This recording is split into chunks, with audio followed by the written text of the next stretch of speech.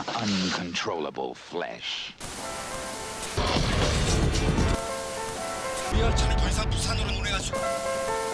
Why would anybody watch a scum show like Videodrones?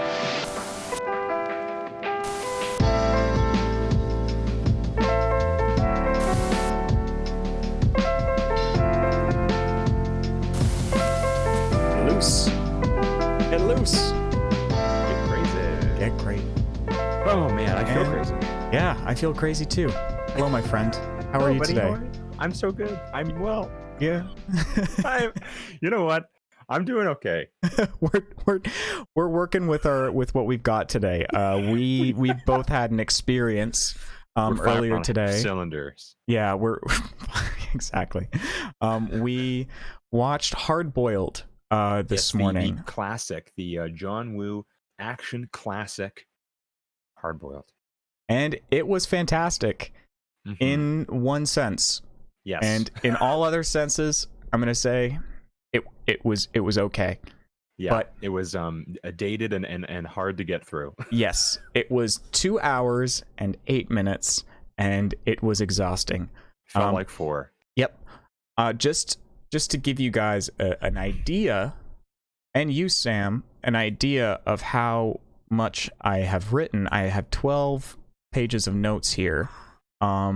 And they were all written as I was kind of like panicked watching. I was like staring at the movie, and I was kind of like typing, and I felt like Nietzsche, like when he went blind, like just an extension of his arms or of his mind. Like I was just typing whatever I was thinking. So I have some real stream of consciousness notes. Yeah. Yeah. And at a certain point, my mind turned off. Sure. For sure. And I was like, okay, this is suspension of disbelief. Everything is inconsequential. I have a couple notes. I have a couple notes that are just like nitpicking, like realism aspects in the action scenes. And at one point, I have a note that's like, why the fuck am I doing this? This is so heightened. It doesn't matter. Why am I taking these notes? I literally wrote that down. I'm like, what the fuck am I doing here? Why am I writing this? It's so separated from reality, in both its politics and its physics.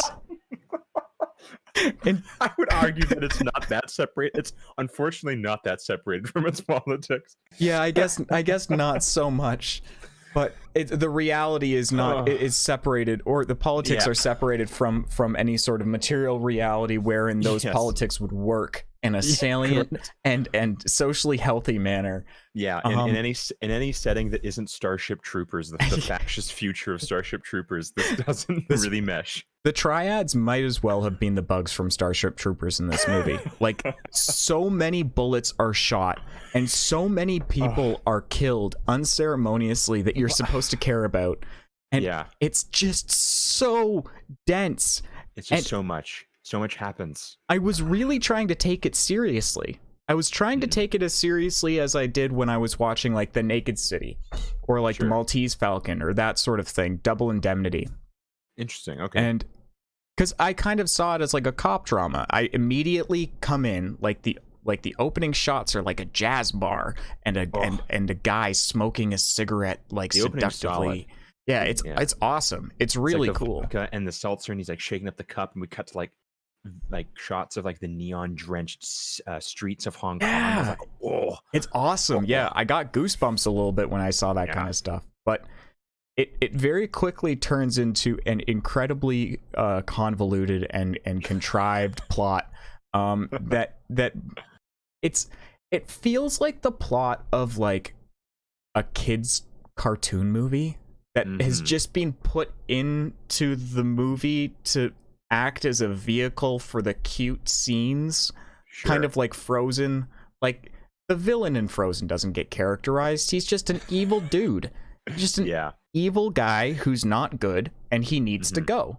I found at one point in this, I really compared it a lot to True Lies, the Schwarzenegger film True Lies, directed by James Cameron. I haven't seen that in years, like literally 10 or 15 years. I found it very similar to that, in just the sense that, like, it is so far removed from reality that at some point you're just like, oh yeah, this isn't taking itself seriously. Like, I don't really need to be either. Yeah, no. Even though it's melodramatic as fuck. It's so melodramatic. Every Yeah. chance that they get, they're trying to insert some sort of intrapersonal drama into the conflict that doesn't really get resolved or addressed later on down the line. And the characterization of the like main characters is very strange and loose. And I was left completely confused by the plot, and I don't know if there was some sort of my bad, sorry.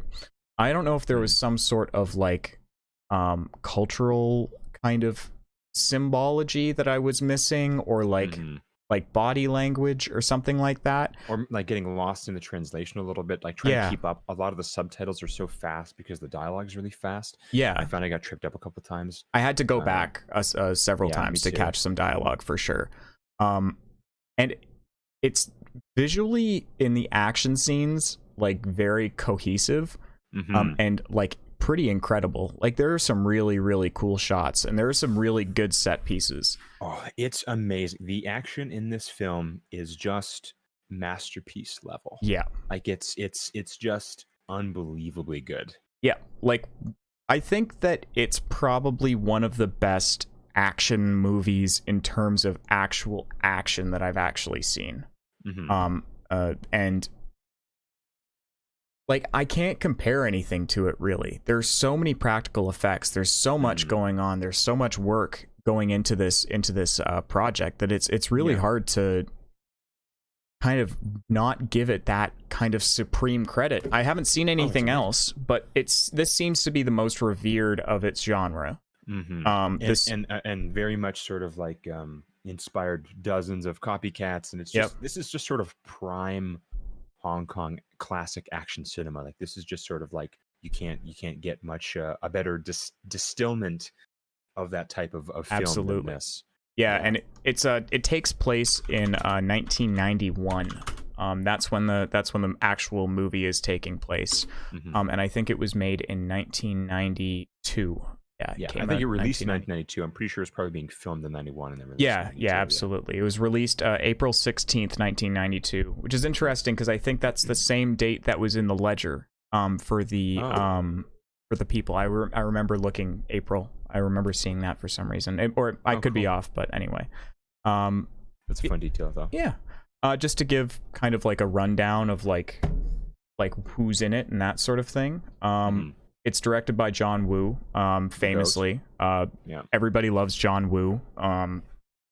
Good news sitcom coming out on NBC. Look out for it. Oh my god, so many gunfights in the sitcom. Holy shit, there's so many doves. Oh my god. That would take that sitcom or that show to a whole nother level. Everybody loves John Woo, coming out Thursdays at 8 p.m. on NBC, sponsored by Beretta. Sponsored by Beretta. It's the NRA's last push. It's their dying attempt to corral the youth. Well, we have Chow Yun-fat starring. He's like the big bad cop. Not the big bad cop, like he's just like the badass. He's the good guy. He's the good guy. He is the no holds bar, by any means necessary, hard boiled detective, to drop the name of the movie. And he is just I'm so glad they said you're hard boiled. I'm so glad they said it. End. I was like, oh, you said it. Yes, you said it. They said the thing. Yeah, they said the title of the movie. You always have to say the title of the movie. But you got Chow Yun-fat, who's classic, and he's been in like a million different Hong Kong action movies. Yeah. And I don't know a lot of other things that he's been in, but I'm definitely going to be looking at more Hong Kong cinema because I think that this was interesting. If not confusing and a bit exhausting, it was still entertaining, and I was still... I love the action scenes, so I'm down to watch more stuff like this. I can't wait to break them down. Yeah. I have a lot of notes in the action. I have a lot of fucking notes too, yeah. You've got Tony Leung as well, who is fantastic. He's so good. He was in Chungking Express as well, which is one of my favorite movies ever. And that was made by War Kong Wai. And I really recommend everybody go and check out Chungking Express. I'd like to cover it on this show at some point. Sure. It's a fantastic film, and he does way better in Chungking Express than he does in here. But I think that he has a really good performance, and I think that everybody pretty much has like a solid performance. I didn't really notice they're all anything. filling out the archetypes they need to fill out well. Yeah, they're doing their jobs. Yeah. I think that Chow Yun-fat and Tony Leung really like committed to the roles, but I think everybody else, they were kind of just they're filling the parts. Yeah, that they needed to doing what they have to do. Yeah, like I think that they were good, but I'm not gonna say that the gunrunner guy Johnny Wong was Wong. Oh my god, he was not a good actor. He was not. He was a very bad actor. He's the only one that I will say that that was a bad performance. Especially considering by the end of the film, we're getting ahead of ourselves. But by the end of the film, we are so deep into fucking like geopolitical super terrorist territory that this guy is just so evil, and it just kind of gets to 11 out of nowhere. Yeah, like he's like pretty bad, but he's more of like kind of like a cocky douchebag for most of the movie, like a Hans Gruber. Like a Hans Gruber. And then at the end of the movie, he goes full into like genocidal maniac, and we're just like, whoa, that was a hard left. It was a hard left. Like you were supposed to. I don't think if you were ever supposed to sympathize or empathize with him. I think that it was always supposed to be just kind of like abject, like there's no good to this guy. Yeah, but that's not how people are. People, you could talk more about people, and you can characterize people, because everybody has their own stuff. And I don't. The turn that happens is very jarring and out of nowhere, and made me feel really sad, because it's very disturbing. Yeah. Oh my god, that whole climax, the third act climax, is like, whoa! Like we just went so hard into it. It's insane. And the setting of it just couldn't be more high risk and more ridiculous of a setting. And there, oh, man. Okay, yeah, huge. I guess like for a content warning, this is basically like a mass shooting / terrorist attack. So like, content warning there for everybody. Yeah, as we big talk time. about it. It's very interesting watching these films, like these kind of late 80s, early 90s action films now in the context of today, because it's like so interesting. Like these action climaxes and these set pieces now are like, unfortunately, not that far removed from like real acts that have happened since, and of course before, but just like now, you're watching it and you're just like, wow, like this is, it's troubling. This is very heavy. This is way heavier. However, though, absolutely makes the action scenes that much more satisfying, because all of these bad guys are just the baddest of guys. Yeah, like the worst. Watching them get blasted away with just like a million pyrotechnic explosions is very satisfying. Yeah, absolutely. I can't imagine how much money actually went into this movie, in terms of squibs, in terms of blank rounds, in terms of actual guns that are firing. Like they're using proper. It's not like a prop gun or like a rubber gun. It's all blanks. It's all blank guns. Yeah, and you can see it the way they shoot it. So much of this is like close range shooting at someone, but you can tell that it's just angled a little bit off because they're just shooting past them. Because like nowadays, it's a much harder to do this kind of thing, because back then, even still, sometimes it's the Wild West and people can just kind of like go really crazy with the stunts. And these days, it's a bit more carefully designed. Its safety is a bigger concern. I would say that that's a benefit, considering how many stunt people have passed in unfortunate circumstances. I didn't look up how many stunt people might have been hurt during the filming of this, but it must have been a couple, because there's some intense stunts in this film. Kudos to everybody who worked on this. Absolutely, kudos. I'm looking to see if there's anything. I'm trying to see if there's anything on injuries, but it doesn't seem to be a lot of injury on the wiki, at least. Reported. I'm sure that, considering how high risk and insane so much of it is, I'm sure that they were being as careful as possible. Everyone in this is obviously a professional. I think that at this point hadn't like Hong Kong cinema already been kind of established like Yeah, for a about good 15 years, I think. a good at amount this of time. point. Yeah, like I just Yeah. imagine with like Jackie Chan. Yeah, that was like the he's- late 70s. Yeah, and he almost died several times. And Yeah. I think he fell off of like a helicopter or something like that. He was like doing a stunt out of a helicopter and he fell into a bunch of trees and he like fractured a vertebrae or some crazy thing. Oh, Like he did something really bad to his back and he was out for a while, but now he's back. Apparently, he's a bit of an asshole. Oh and no, Jackie Chan's an asshole. Yeah, No. yeah, it's Oh, man, unfortunate. I'm not gonna say outright, because I don't have the information in front of me, and it's been a couple years since I read it. But I've heard that he has some like Me Too accusations that have come up, and Oh no, Jackie Chan. just on a lot of drugs a lot of the time. And Oh my god. Okay. yeah, this was a shock to me as well because I love Jackie Chan. Then me again, too. I'm relaying something that I read years ago, so Yeah, I I would like to check that out. Yeah, I'm for gonna sure. revisit that information. Yeah, I think that we can jump right into the plot at this point. Yeah, It's gonna take we just a bit of started, time. didn't we? Yeah, well, yeah, I know. We gotta We haven't talked about anything. we gotta get into the Yeah. plot now because it's gonna Yeah. it's gonna be dense. Yeah. So you know what? I think it's Strap in. Yeah, strap in. It's going to be helpful for us to just maybe kind of like brush over some things because it's Yeah. very easy to get lost in the weeds here because so much happens at a breakneck pace. Yep. That even just watching it, I was like, oh wow, my mind just kind of went blank until the action scenes came and then I was back into it. You know what I mean?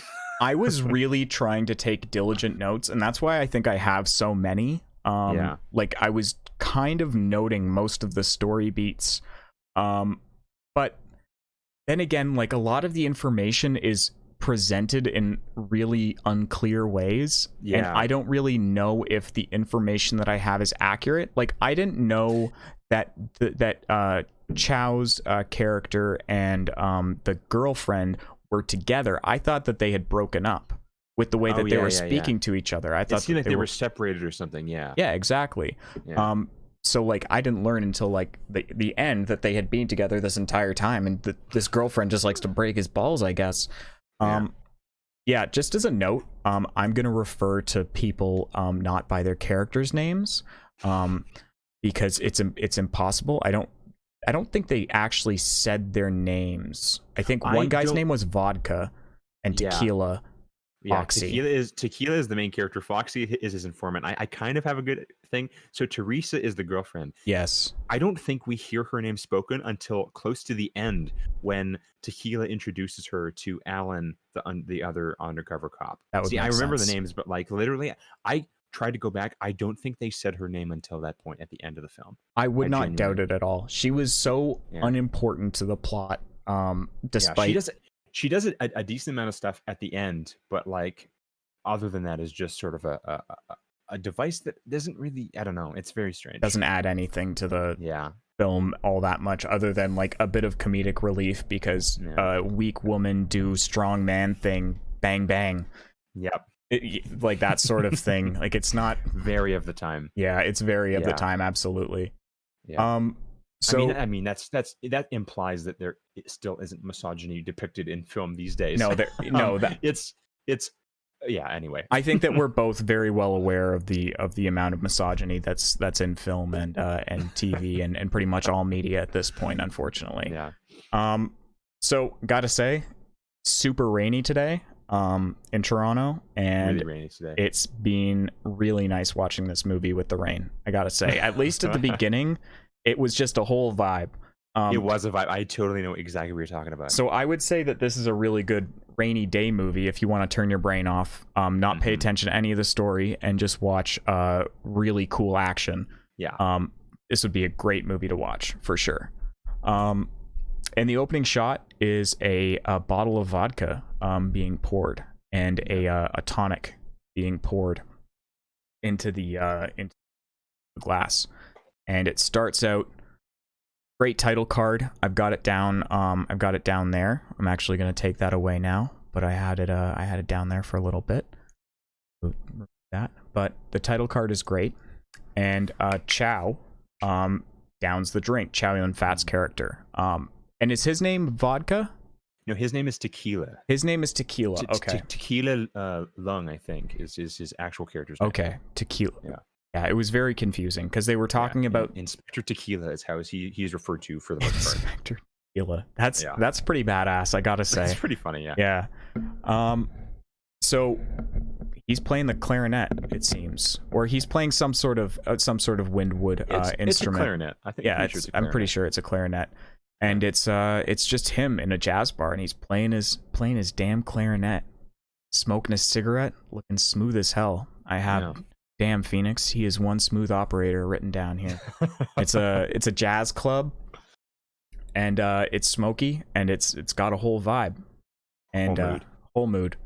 And then it kind of transitions over to some like Hong Kong street shots, which is what we were talking about just before, kind of like the signs, like mixed with the like clarinet and kind of that jazzy vibe. It's a whole thing. It feels very noir. It feels very much like a 1940s 50s film noir movie. Yeah. There's a really nice shot that's like a double exposure of Tequila and the signs as well that I liked. Yeah, me too. And then there's some shots of a newspaper denoting that there's been a recent spike in crime.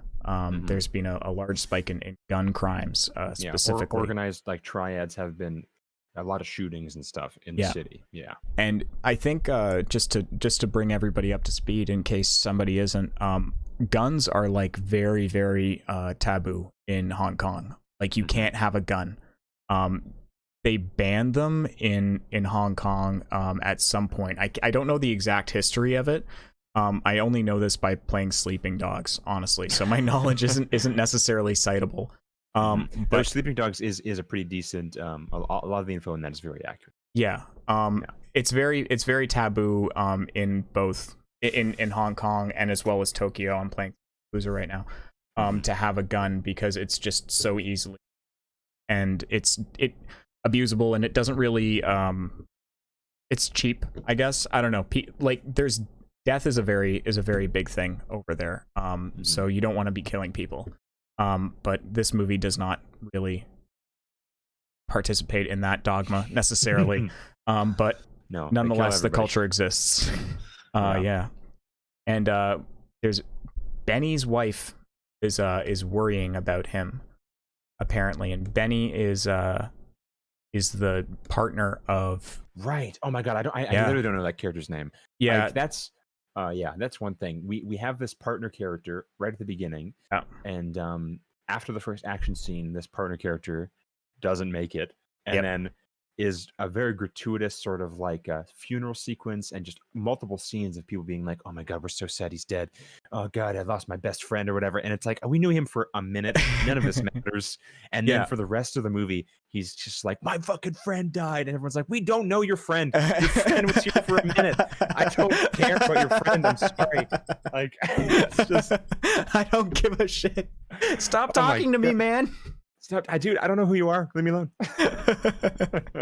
Oh man. Yeah, it seems to be like a character, like an attempt to like characterize Tequila and just like kind of give him a driving force. It seems to be like a revenge plot, but it's also a plot for there's a lot of things going on. There's so much happening. There's a lot of stuff. We'll get into it, but just, yeah. There's this partner. We're not gonna go into the interpersonal conversations and relationship of this beginning part because none of it matters. Literally none of it matters.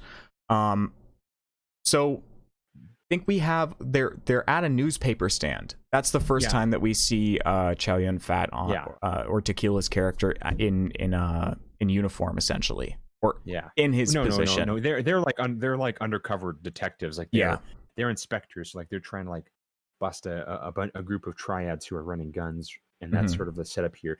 That isn't really explained until later. That's just from context what we can figure out. But it's him and his partner. We cut away from the jazz club. It's now Tequila and his partner, and they're going into this restaurant, this tea house, and they're sitting down for some food. Great setting. There's bird cages all around. Bird cage. Yeah, this place sells birds. Like you can go in this place, you can buy it, you can sit down, You can get a fucking pork bun and a tea, and you can buy a bird, and you can go on your way.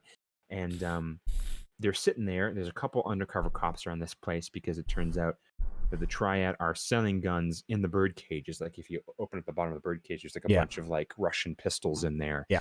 And or probably sorry, they're like they're Chinese pistols smuggled in from the mainland. But so that's what they're trying to do. They're there to like bust these gun runners. Mm-hmm. And then they see the deal go down, and then baby, all hell breaks loose. I like the way that that Tequila kind of does it too. He has like a mirror on his bird cage, and he positions it, and he sees exactly what's happening. And then the waiter comes over to the table. I think the waiter was an undercover cop. Yeah, the waiter was an undercover cop, I'm pretty sure, but he comes over to the table and he throws this kettle of boiling water into this poor bird's cage and probably splashes it on the bird. The guys freak out. The guns knock everywhere, and Tequila's out and running. He jumps out of his booth, and he's got his gun ready to go, and he goes to town. Yeah, he's there first, and they're like, "Okay, everybody, this is the police. Like, get your hands up." And then there's this guy that the camera focuses on a couple times, sitting at the table behind the Triads, and he's got his own bird cage. He's kind of looking really suspect. He's kind of watching everybody, and it turns out he seems to be some kind of badass hitman, Triad hitman kind of character, because once the cops come out and they're like, "Everybody get on the ground," he gets up and instantly shoots a cop and kills him right away. Mm-hmm. And then this big gunfight ensues in the tea house. That right away kind of establishes the quality for the action for the rest of the film, which will only increase in intensity. Yeah, and, like to an absurd degree.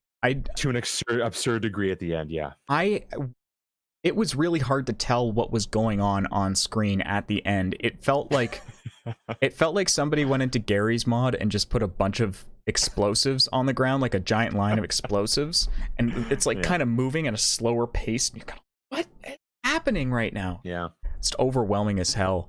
I love that style of action that's of late 80s, where it's like every time there's an explosion, you cut to 4 different angles of the explosion. You repeat the explosion 6 times. Absolutely.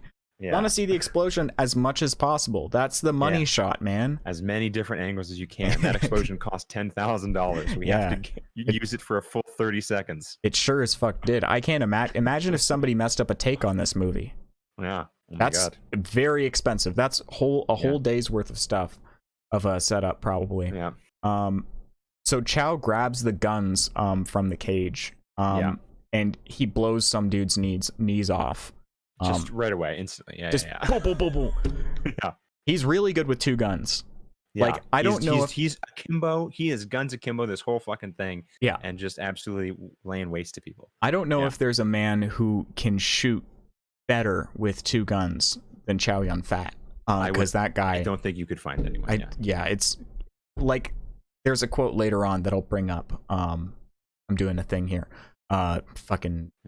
At the end of this scene, that except for maybe Will Smith and Bad Boys 2, but that's it. You know, I haven't seen Bad Boys. Oh, okay. Never seen Bad Boys. Bad Boys 2 is kind of a classic. I don't know. Actually, you know what? It's early Michael Bay. Don't watch it. I want to watch 2. I want to watch the second one. I've always wanted to watch it. As long as it's not like super problematic, I'll be okay with it. Probably definitely is. I haven't seen it in a long time. I can't remember, but it probably is horrible. Yeah, Michael Bay sucks. I'll pirate. Michael Bay does suck. I didn't say that. I'm not going to pirate it. Say that. It's fine. We rented this movie on YouTube, by the way. If anyone's wondering how to watch it, exactly. You can rent it on YouTube, Google Play Movies. I'm not sure. I couldn't find it on any current streaming service, so I think you might have to shell out a couple bucks if you're interested. But I think you want to get a good idea for the action. A lot of the individual action scenes are uploaded on YouTube if you want to check one of them out. Yeah, and if you feel for how it goes. If you don't want to watch the movie after hearing us kind of rag on it, I would still very much recommend you go on YouTube and look up the action scenes, because they're 100% worth watching. They're incredible. Oh, yeah. But it's baked into a much larger problematic pie that needs to be looked at. If you are a huge action buff like I am, then absolutely they're worth seeing. There is a one-take gunfight in the end of this that is incredible. It's brilliant. It's absolutely brilliant. I have that written in all caps. The notes that for that scene are in all caps. So at first I didn't catch on to the gun thing, and I thought that these guys were bird dealers. So I have them written as bird dealer in my notes. And so Tequila just fucking executes this bird dealer, man. We got to get Charlie Kelly in here to litigate his bird law. This guy was just selling a parrot. He gets shot in the head. Well, I don't know. I don't know what I don't know what kind of black market there is. People like birds. People might want birds, but I figured out that they were guns as soon as the kettle thing happened. Yeah. Well, you know what? They could have also been illegal birds and illegal guns. There could have been guns. Been a double whammy situation. There could have been parts for the gun smuggled inside of the bird. The bird, yeah, or the birds had guns. Or the birds had guns. Guns. Did we look at the birds closely? Did the birds have arms? I think the birds got away, so I think that's part 2. That's part 2 is the birds. We go after them. It's actually hard-boiled egg now. Hard-boiled bird egg.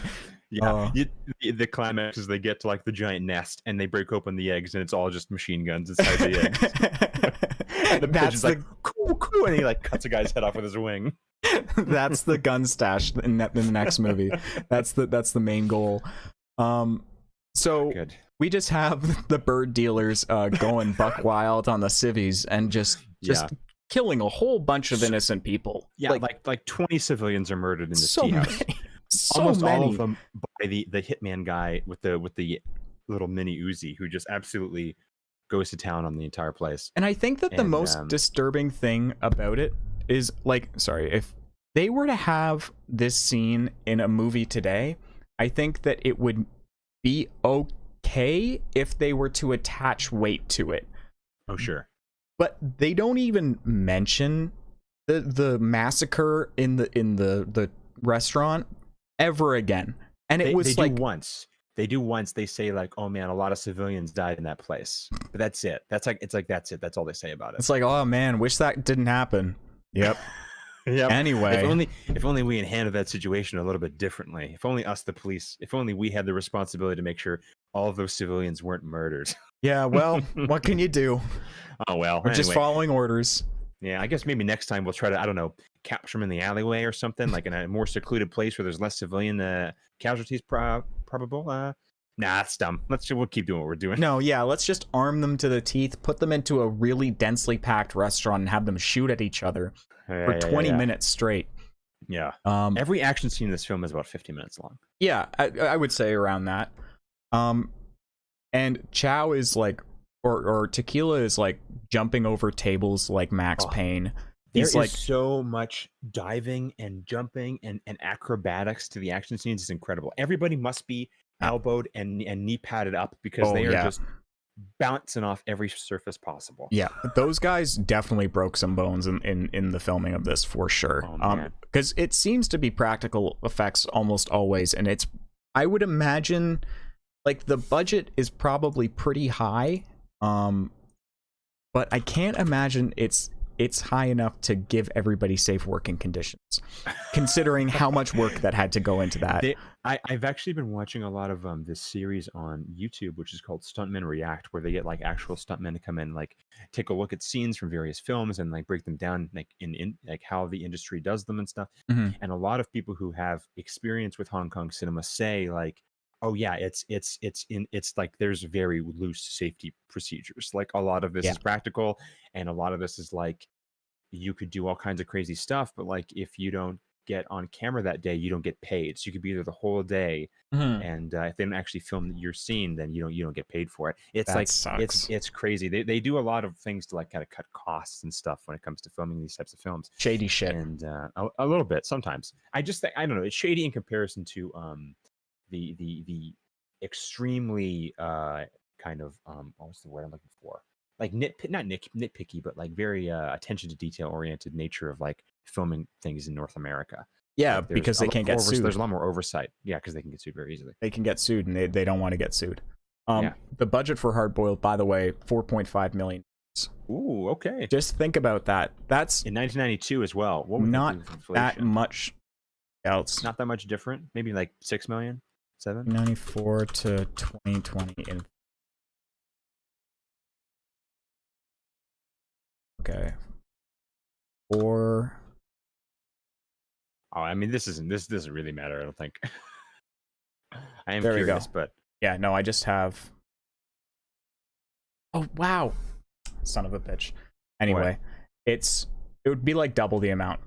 okay. It would be like double the amount, so $9 million. Okay. But that doesn't It's seem honestly- like that much. No, that's considering most movies these days are like 20 million or more. That's actually a pretty like an indie film, honestly. Yeah, that looks significantly worse than this too. Yes. That's like absolutely. a Lionsgate, like Cannes Film Festival kind of indie movie, or Sundance Film Festival movie. Impressive to say the least. I'll say that. Yeah. So yeah, the bird dealers are going crazy, and then they kind of escape the restaurant. They go in to chase a guy with an SMG who is being. No, I think that they kind of blast this place up, and then 2 of the guys get away down the stairs, and Tequila chases them. And they're there's a mowing really down cool civilians shot. as they're going down the stairs, and the cops that are coming in. So they end up killing like 20 people in this hallway. It's 30 insane. seconds alone. There's one really cool part where Tequila is like trying to go down the stairs, and they're down, and then they turn around to shoot, and they shoot past him, and he kind of falls and catches himself on the railing, and then he slides down the railing with his dual pistols and shoots both the guys. It's very awesome. I remember that from the down. Stranglehold demo. Yeah, that's right. The sequel to this, that game is an actual official sequel to this movie. Pretty cool. Yeah, it came out in 2007. Stranglehold, the video game on Xbox 360. I think it's on PC if anybody wants to play. It's pretty good. But yeah, so he gets down. He kind of checks these 2 guys, and then the hitman from before with the SMG, one who was really, really kind of the big bad guy in this scene. He comes in at the top of the stairs, and they lock eyes, and then he's like, "Wait!" And then all the other cops come in, and the guy with the SMG just fucking kills everybody in the hallway. Just kills like 6 cops, like 10 civilians, just mows everybody down. And then Tequila runs back up the stairs to chase him down again. And at this point, his partner has been wounded. He was like shot in like the arm or something, but he's okay. But then Tequila gets back up the stairs, kind of like the end of the scene here. Then so he's like, you're wounded, like you wait here, and I'm gonna go in and get the guy, because he's like hiding in the storeroom. Yeah. And his partner's like, no, I could do it. He's like, no. So he pushes him back. He dives in and like kind of rolls out of the way as the guy shoots at him. And then the hitman guy has a human as a hostage. He's like a body shield. And his partner comes in and shoots the hostage. And then he's like, oh no, I shot the hostage. And in that moment, the hitman just like shoots him like 10 times, and he's donezo. Yep. Completely donezo. And then Tequila like does this crazy, like he does like this parkour move over this table, and he hits a bag of flour, and the bag of flour explodes, and he gets covered in flour, and the guy's on the ground shooting in slow motion through the table, and every bullet's just like barely missing Tequila as it goes through. And then he lands next to the guy with his gun on the head, and they both lock eyes, and they're like, you got me. And he just fucking executes this fucking guy. Blood on like the flour covered face that it looks like geisha makeup. Like it's so heavy. He looks like a powdered strawberry donut by the end of this. Absolutely. Yeah. Absolutely. I know they probably did one of those things where they had like the blank firing gun in like a little pot of like fake blood. So then when it fires, it just sprayed him back in the face. That would make sense. Yeah. And that's pretty much the end of the action sequence there. This first scene, the kind of first opening, kind of the cold open really for the whole movie. Yeah, absolutely. Yeah. And there hasn't been any like story being established really at this point. And the police captain kind of comes in. There's a bit of a time skip. Very stereotypical angry police captain. Yeah. Who's like, you're out of control and I hate you. Very much a Murtaugh and Riggs type relationship here. Yeah. And he kind of comes in talking sarcastically about his performance. But apparently Tequila had killed a key witness, or a key witness was killed within the crossfire. And no, hang on. So this is actually one thing that is still very confusing to me. because later on they say that Tequila killed an undercover cop Yep. in the tea house, and I think that is the hitman guy. That's the informant? Undercover. No, I think he was an undercover cop. But he shot the other cop. I know. That's why this is one of the things about this movie that is insanely confusing to me, because later on they keep saying, there's multiple times where they reference the fact that Tequila killed a cop, an undercover cop, during this opening action sequence. And the implication is that it was the guy with the mini Uzi, the hitman guy, who, if he is an undercover cop, he killed several police officers and multiple civilians. So at this point, I'm pretty sure that is like all bets are off kind of situation. He's not really a cop anymore. Yeah. He's gone rogue. Like the other undercover cop in the movie does a lot of crazy shit, but he does it to actual triad gangsters who are also bad people. Yeah, absolutely. But this guy at the beginning just straight up murders a dozen civilians and several police officers, and then Tequila, albeit he had the chance to capture him and then extrajudiciously executed him. Yeah. So that's not super great. No. But I think at that point, like, this guy's, I don't know. This all was bets very are confusing off to me. Yeah, this whole part was very confusing. Yeah, this was something that I kind of just threw to the wind. Like, I just said I'm not going to understand it. This is just sloppy storytelling, and I'm just going to assume that he killed somebody that was a cop before that incident, or maybe he killed somebody. I figured that he had killed somebody by accident in the initial crossfire, and I was just looking away when it happened, and there was a reaction that he had. I don't know, but regardless, I was incredibly confused by this as well. This was one example of several in this film where things are not properly shown or explained, and just kind of you're left being like, okay, more explosions, it's fine, whatever.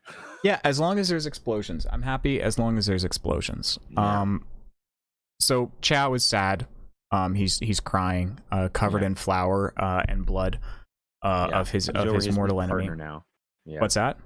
He's over his partner now. They're like trying to tend to the dead partner. Yeah, and he's mourning her. And there's and then it kind of cuts to kind of like a stereotypical kind of press F to pay respects kind of service funeral. You have Tequila there. You have Tequila's girlfriend, who we haven't met yet, but they show anyway. And the police captain goes to the morgue and salutes him afterwards. Yeah, the dead officer, which doesn't make sense because that scene would have had to take place before the funeral, because the funeral's them burying him. Yeah. But then they cut to the past where he was in the morgue saluting him, which should have been first. Yeah, I don't know. It would have been very easy to put that in first. Like it's a bit wild. And they get the police file, and I didn't recognize who this was. Was this the witness that was supposed to have been killed in the crossfire? I think this was the undercover cop that Tequila killed. Yeah. Which I also didn't get a good look at the picture, so I couldn't tell if it was the hitman, the machine gun wielding hitman guy. Well, it was literally a photo that was the size of a stamp on a folder that was moving across the screen in a movie that's being shot at like 23 frames a second. So like, what? I'm squinting trying to figure it out. Like, I'm not okay. It's that guy. It's that one. Yeah. Fuck. So Chow is back at the jazz club, and he's mournfully smoking a cigarette, and for some reason a drummer appears in the drum set and is drumming along, and he's the only person who appears in the club, and then he just disappears. And it's really strange. I don't get it. I think, was the drummer his partner? Was it a hallucination? Was he a ghost? The drummer was his partner. That makes sense now thinking about it. Actually. Yeah, that makes sense. Okay. All right. So actually, we do see the partner at the beginning, because he's the one who's drumming along with him. Okay. He plays the clarinet. Okay, that clicks now. Makes sense. All right. Okay. You see what I mean about how fast this movie fucking goes? Yeah, it's very dense. This is 10 minutes in, by the way. Yeah. Yeah. So once the actual action scenes kind of start, it's gonna go really quick, and the hospital scene is gonna go really quick as well, because it's essentially just action nonstop. A half an hour of just insanity. Turn Like it up to 11. Yeah, turn up to 11 and a half. Yeah, absolutely. So we're at the jazz club. I think that Chow Yun Fat smoking a cigarette, he might be up there as the coolest looking dude who can smoke a cigarette, because he is handsome as shit. Agreed. And so is Tony Leung. Holy God, man! Oh my, eye candy throughout this movie for sure. In those two cases, and the girlfriend, I can't remember her name. Teresa. Teresa, yes. It's okay. We don't hear her name for the first time until an hour 40 in. Yeah, exactly. Or fucking 40 minutes in. Did you note like that? 20. No. I just know that they say it when he introduces her to Tony Leung's character, and that's like an hour and like 20 minutes. Yeah, there you go. That makes sense. Yeah. Or if they did say it before that, it was so fast I didn't hear it. Yeah, it would have been in like maybe the scene where they were in the office or something like that. Yeah. But Chow's friend is in the jazz club, and he tells him that he's gotten hard, but he's not as hard as the people out there that are after him. He used to be soft, but now he's hard. Yeah, hard boiled. So they're not as hard boiled as the villains he fights.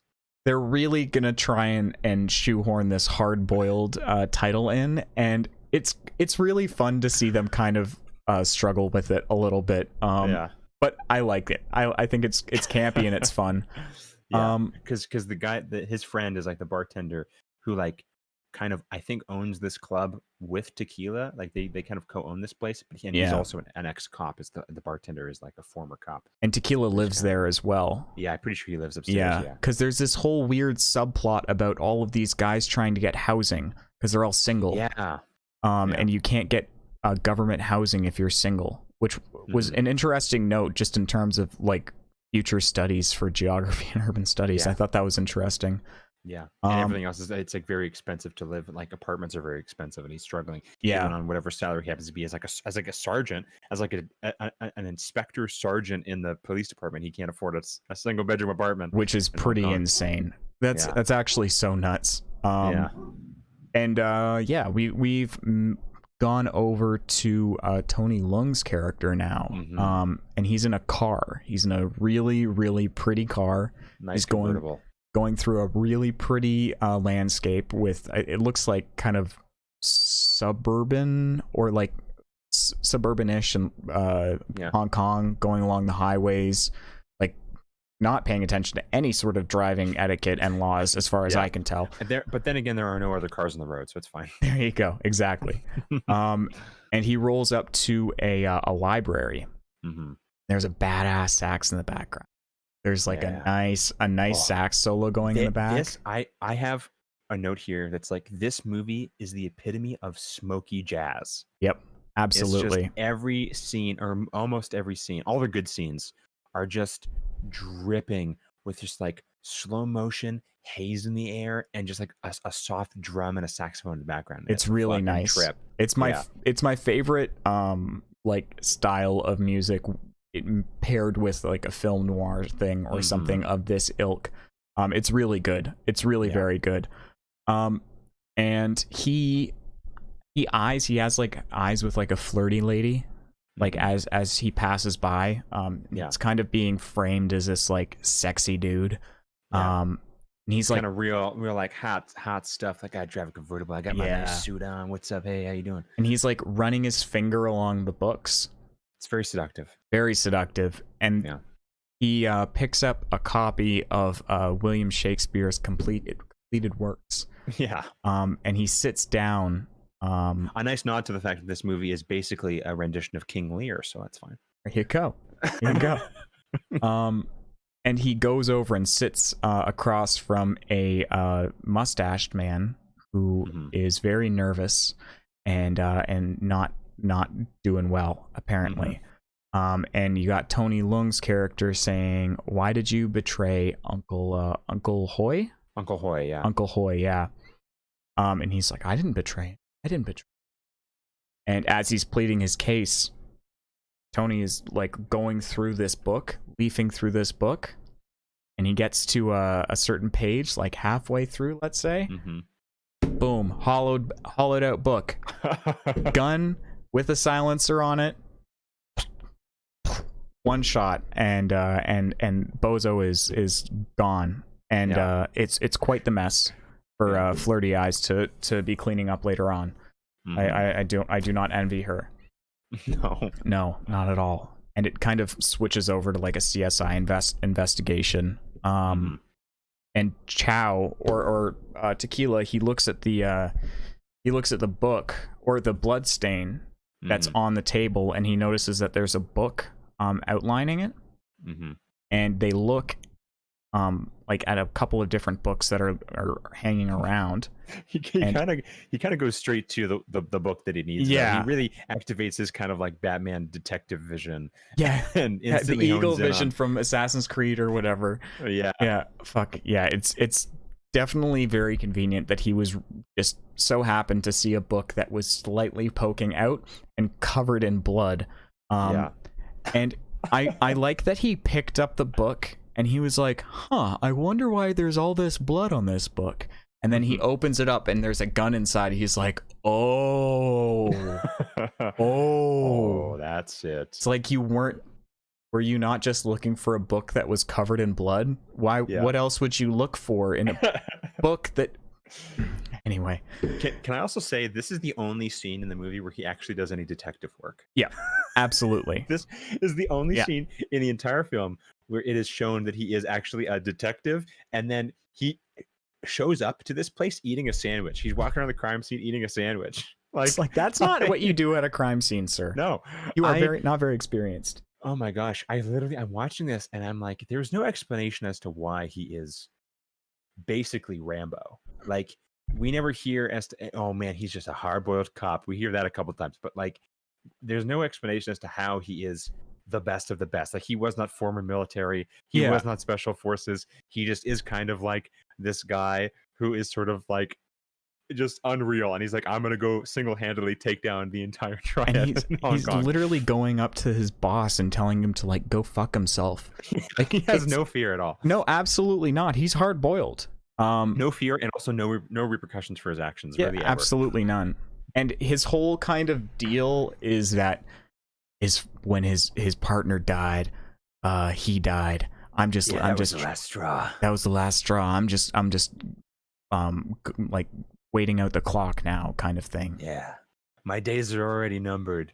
Yeah. They don't have to be though. Like, your partner died because another cop shot him, and it's really sad, but die now.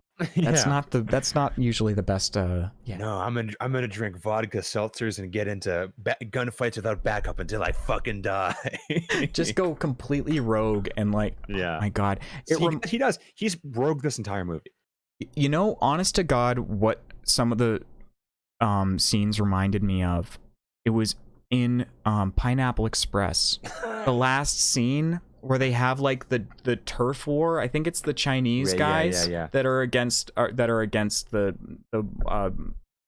enemies in the movie. I forget what they are. They're like mob that's kind of working there. Yeah, but like, it's just so over the top and so many bullets, and they are just so unwieldy with their guns. Like, everybody is just shooting every.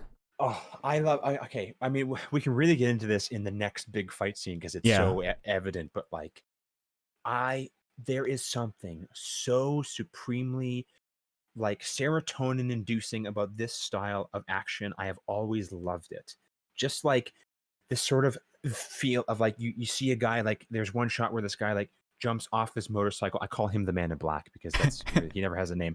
The Man in Black jumps off this motorcycle and he's got a submachine gun with like a big like muzzle attachment on it, and he just kind of goes, and as he's shooting with wild abandon, the entire room is exploding. Like, there's just squibs going off, and there's like 6 guys, and they're all simultaneously being hit. Glass, and like just papers everywhere, and like there's fucking blood spatters and smoke and all the shadow, and, and like the whole room explodes just firing this one SMG. And I'm watching. I'm like, this is like playing Doom. Like, this is it's so intense and it's just so visceral. And this style of action has always been so near and dear to my heart as just like one of the best ways to do it. I would love to shoot my own fan film with this kind of style. That would be that's like my dream. That would be awesome. It would also be incredibly challenging. Very difficult. John Woo is a magician. Honest to God. Like, even coming out of this movie with a generally negative opinion, he's a goddamn magician, and he deserves everybody to sing his praises. Like, this is a great example of practical effects being used in a wildly mediocre movie. And it's fantastic, and I agree, it does produce like a certain level of serotonin. I noted myself like fist pumping several times and like actually yelling out loud. Like, and my parents are like, "What the fuck noise are you making?" Yeah.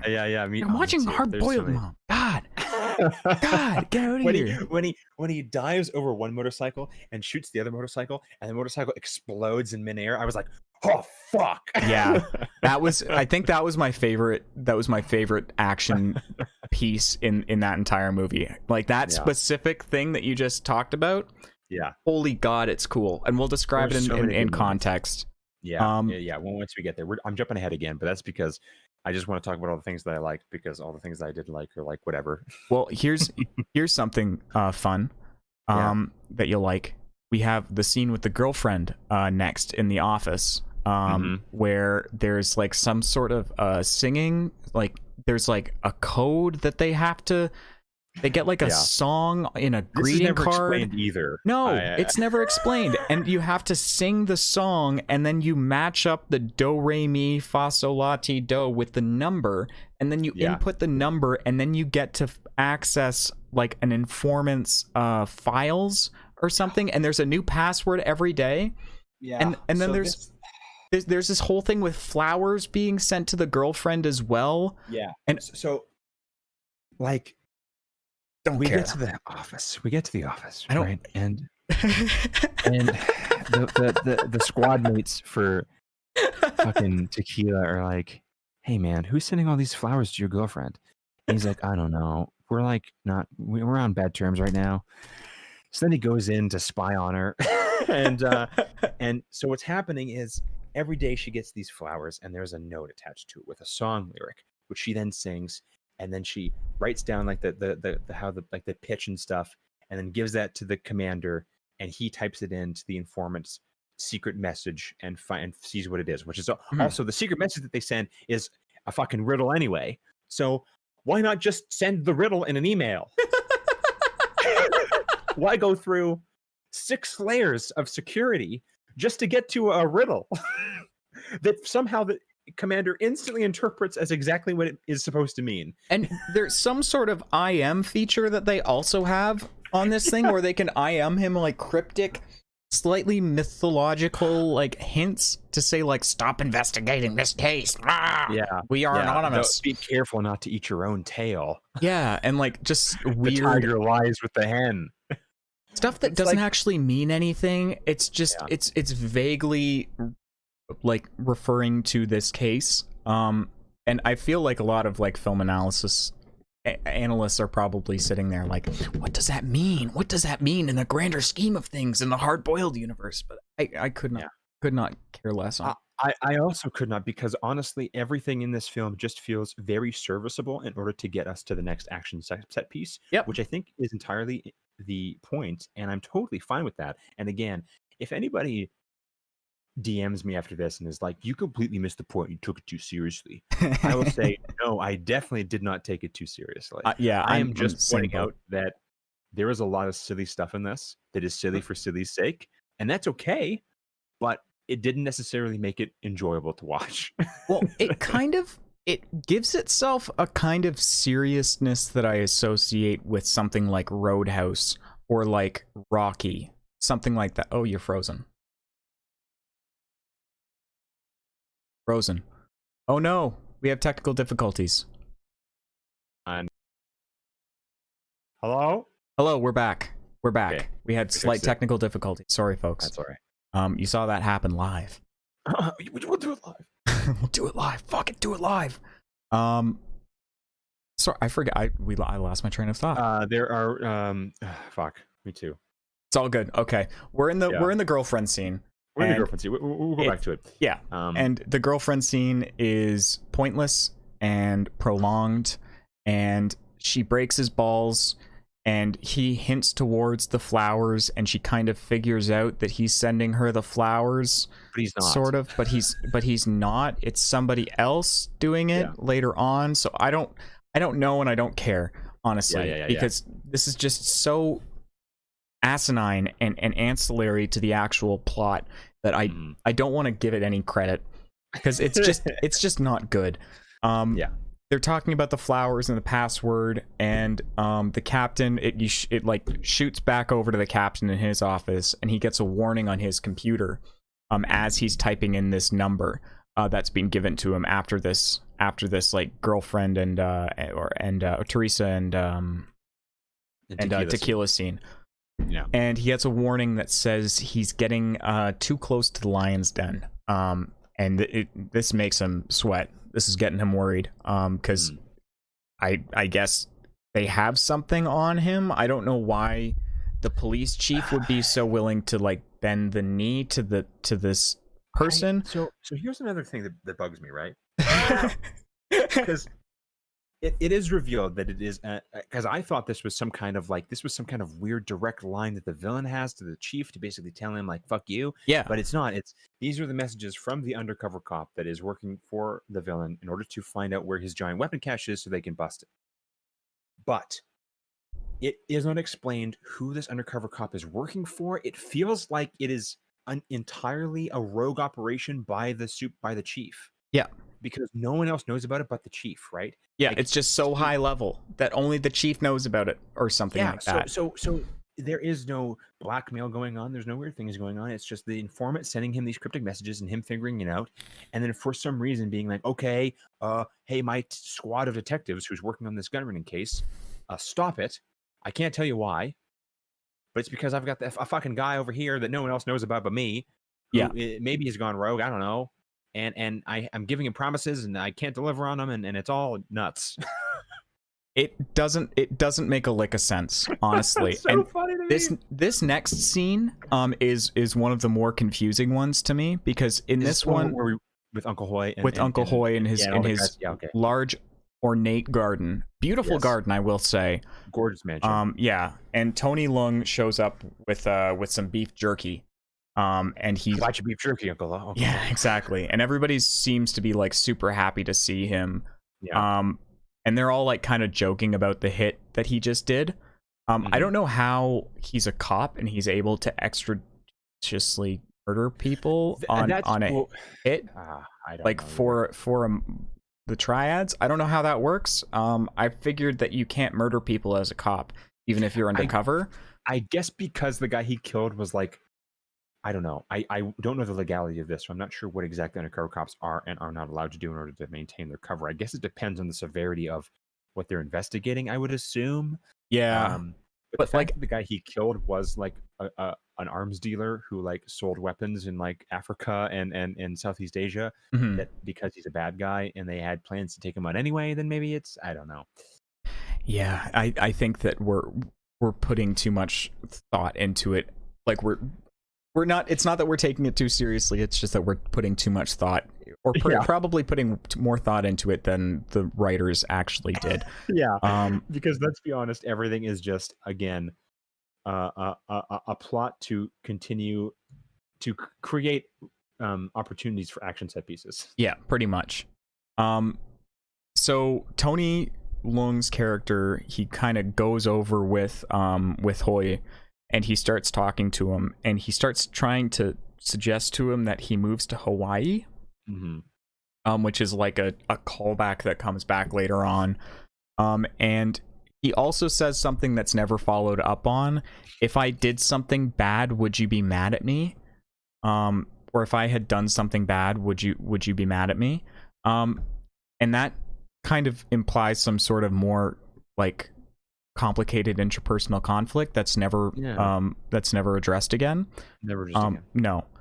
And and then there's a guy that shows up as well, who ends up being an informant for the police force, Foxy. And Hoy warns him about Foxy, saying that he's not to be trusted. He's a snake.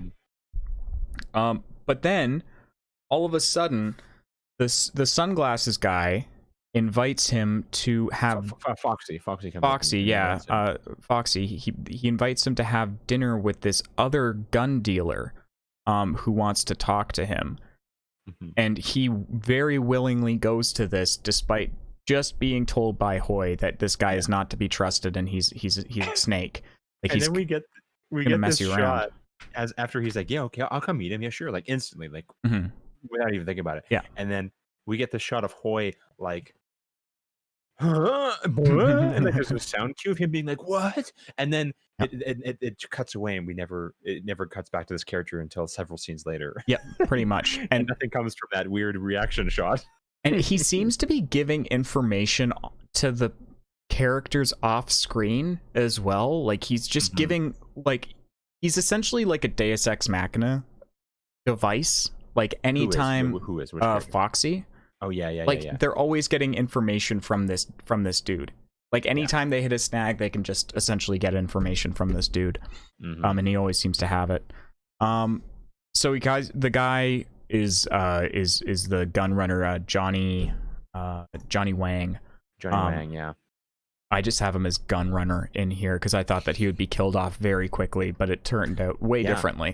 Turns out to be the main villain of the whole movie. Yeah, but he is introduced very casually. Yeah, like like just kind of like you should be expecting him to show up, and he shows up at the right time, but like there's no sort of visual cues or like sort of story leading up to it. It's just all of a sudden this guy's having this meeting with this random dude. And he's essentially saying, like, if you want money, come with us. Like, if you want to make big boy money, come with us. He has a quote here that I kind of liked, which was oh yeah, here we go. He says, hey man, if you want to make big boy bucks, leave Uncle Hoy and come work for me. Most things will go in and out of style. That is, except war, my friend. That is a good. Like, that's not a bad quote. I like that. Yeah. And yeah, he says to him, as long as Hoy is alive, I'm loyal to Hoy. There's no like moving, or there's no wiggle room on that. So they end the dinner essentially, and they he's like, I like you, I like that honesty, I like your loyalty, and they shake hands, and that's it. Yeah, he says he wants to get to know him. He wants to get to know his competition, kind of, as opposed to having like an adversarial relationship with them. And they go out of the restaurant. The dinner kind of ends, or the lunch ends, and there are newspapers covering all of the windows of like 3 or 4 of their cars. And all of the newspapers are like specifically chosen to have like gun violence headings on them and that sort of thing. And I think several reference the opening scene in the tea house, the shootout in the tea house. Yeah, that would make sense. So they like are panicked, obviously, and start taking out start ripping off all of the stuff. And Tequila is hiding behind like a bush, and he pops out like Homer Simpson, and he just like grabs the dude and like hits him. And Johnny Wang, he throws him on the hood of the car. And throws Johnny Wang on the hood of the car and puts the gun like under his chin and is like, anything that you do, I'm gonna get you. As soon as you mess up, I blame you for my friend being dead. So like, I'm coming after you for sure. So watch out. Don't slip up. And then Tony Leung comes over and says, hey, I got a present for you, and just whacks him in the face with his pistol and knocks him out completely, which I have a hard time believing that would completely incapacitate a man of Chow Yun-fat's size. This is the only part in the film where he is vulnerable pretty much at all. Yeah, pretty much. And it's very weird. It is in context, because I was like, what a strange thing to have him get knocked out and then have them about to kill him, and then him be like, okay, well, we can't do this here, we'll do it later, implying that you're gonna like take him with him, and kill him someplace. No, they just left leave him. They just leave him for later, and then that's the only time in the entire movie, pretty much, where Tequila is like at all vulnerable, and it just felt weird.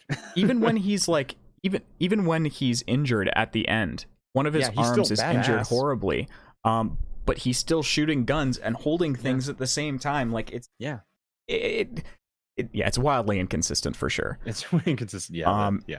And the strength levels of the characters.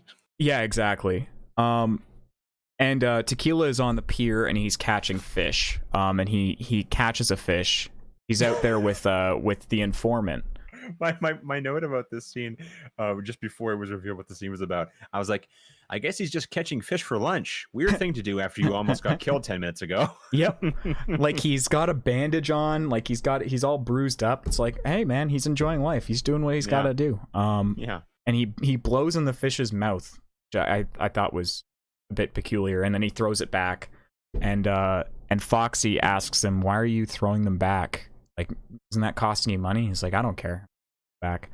And now the informant's demanding money from Tequila, and he's like, "No, I'm not giving you any more money. You're a criminal. Like, get out of here. Get out of my face. Just give me the information, or I'll arrest you." Essentially. And then he's like, "Okay, well then I'll see you after the fireworks." And then he turns around and he's like, "Oh, the money's in the bucket actually." It's like, "Oh, sick prank, man. Thanks for the fishy money now." I think he was just giving him a hard time, because he also says like, "Yeah, I took care of it. Your mom's like in like a new home now. Like he's helping this guy take care of his mom." And so it seems like they're friends. Like there was an implication throughout the relationship with these two characters in the movie that they kind of knew each other before, and he's kind of always kind of taking care of this guy, even though he's a scumbag. And it's strange. Again, another interpersonal relationship that isn't fully explored and leaves a lot of questions. A lot of questions for sure. Yeah. But he does give him the location of the warehouse that Johnny plans on robbing that night. Like he gives him like the information as to what's going down. And that warehouse would belong to our good old friend Uncle Hoy. Who is not long for this mortal coil. And we have Tequila essentially getting his team, like saying like, "We're going tonight. Like, get kitted, go to the armory, get your stuff going." And the boss gets a message saying, "Don't ever bite your own tail again." And then the captain comes into his office and kicks everybody out, and essentially demands that he lays off the gun trade case. And the one like notable quote is, "You're full of shit. There's the John. Okay, go on." And I love that. The intonation of that legit made me laugh. I like that a lot. Yeah, me too. And that's pretty much the whole scene there. So like that's the last like hacking message or whatever that the captain gets. And now we get like shots of like the gun manufacturing plant that we cut to like Johnny's. No, we cut to Johnny's. Oh, is it Johnny's? Okay. Thing, because we cut to Johnny and his like honestly very impressive like giant armory like workshop area where he has his massive arsenal, and you see all these guys like going over all the weapons and like putting them together and stuff. And it pans over to Johnny, and he calls Alan. He's like, "Hey, I need your help tonight. I'll send a car to pick you up." And Alan's like, "Okay, I'm just hanging out my boat, man. I'm just hanging out my boat making origami. I'm not doing anything. Yeah, I'll come help you, whatever." And also the origami he makes, I feel like it was maybe a hint to Blade Runner. There's a couple hints to Blade Runner in this a little bit. But, I wouldn't be surprised, honestly, because Blade Runner was very internationally popular. Every time he kills somebody, it's an origami. An origami crane, and hangs it from the ceiling of his boathouse. Well, what's his name? Edward James almost makes a new toy every time an android is killed. Right. So that could be the note. I feel like this and origami because Rucker Hauer's character makes origami, right? No. Who makes origami? By the way, there's a I think it's just Edward Olmos' character who makes the origami, because it's him getting into Decker's and seeing the unicorn, and that's how he knows he's an android, kind of. So we have a whole bunch of people putting guns together. Gunrunner talking to Tony, and the silent staring guy. What'd you call the his? Man in Black. Man in Black, yeah. The Man in Black. He's the Uber henchman. Yeah, the Uber henchman, exactly. Yeah. The Uber henchmensch. Yeah. And he's seemingly going over to Tony Lung's place. And yeah, there's a whole bunch of cool shots of where they like ship the weapons, and how they ship them, how they get them overseas. They're hiding guns in like cars, boxes with like patio chairs. Yeah. And essentially Tony gets picked up by Johnny Wang in his car, and he hands him a gun, and he says, either you kill me now and we start this, or you kill your boss tonight. And that's the way it is, and you'll be with me. If you kill your boss tonight, you'll be with me. Because he doesn't want to do it. And you'll make big boy bucks. And you'll make big boy bucks, exactly. He's all about those big boy bucks. He says big boy bucks maybe 6 times in the film. It's a lot. Yeah, he really does. He likes that phrase.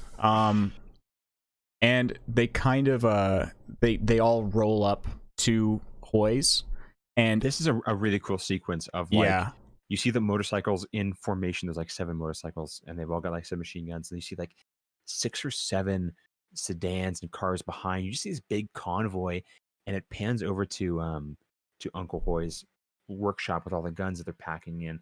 That is obviously the place they're going to go raid. And it's just a couple of shots where just panning back. You see all the cars and they're actually driving. And this sequence really goes to show you the scale of the film, because there are like 100+ stunt performers in this next scene, and it's honestly unbelievable. I think it's the most impressive action scene in the movie, by a good margin, just because it's all concentrated in like one place. And there's a really good sense of spatial awareness, whereas in the hospital, it gets pretty confused pretty quickly. Very chaotic, Yeah, very, very chaotic. So Tony's in the back of the car while the motorcycle guys with Uzis tear up a roadblock in front of Hoy's place. And some guys, I guess, who survive, they realize that there's an attack going on the roadblock, and they call Hoy to tell him that there's a raid going on. And he has to get over here. Yeah. There's giant explosions as they roll into the actual space. Like you were saying, the man in the black coat, he just takes an Uzi, goes down like 10 people in like one swoop kind of thing. Explosions everywhere, like a lot of shots of that. Just all these guys on motorcycles like riding around, throwing grenades everywhere. It's very intense, and it's hard to articulate, truthfully. Like there's it's very hard to articulate, but there's a lot of stuff going on here. Kind of in awe of this whole sequence. I might actually just go watch it again later. Yeah, same here, because it was so well done. It really was. It really was. And then Johnny Wang and Tony get out of the car. And the guy on a motorcycle, the man in the black coat, he crashes into a bunch of barrels, and then he flips off of the motorcycle. This is what I was talking about before. This part's and he just does and kills like 15 dudes. The motorcycle ramming into the guy in the shipping container was comic gold. So I'm so certain that was a mannequin. 100%. So certain they must have been a mannequin or like some kind of or dummy. You could tell it was fake. It was like T-posing almost. Like it was not. It looked unnatural, but it was hilarious, and I loved it. Yeah. And just absolute carnage. Just absolute carnage.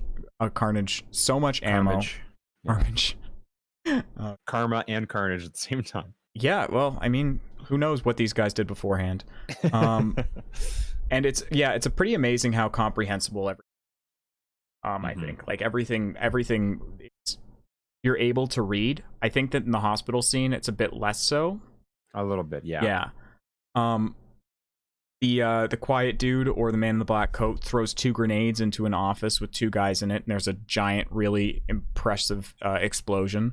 Yeah. And Tony Leung is essentially just standing in the middle of smoking a cigarette. He's not touching. He hasn't touched a gun. He hasn't shot a gun yet at all. And everyone in the warehouse is essentially dead. And Tony's pretty bummed out about this, seemingly, because these were all his friends. But then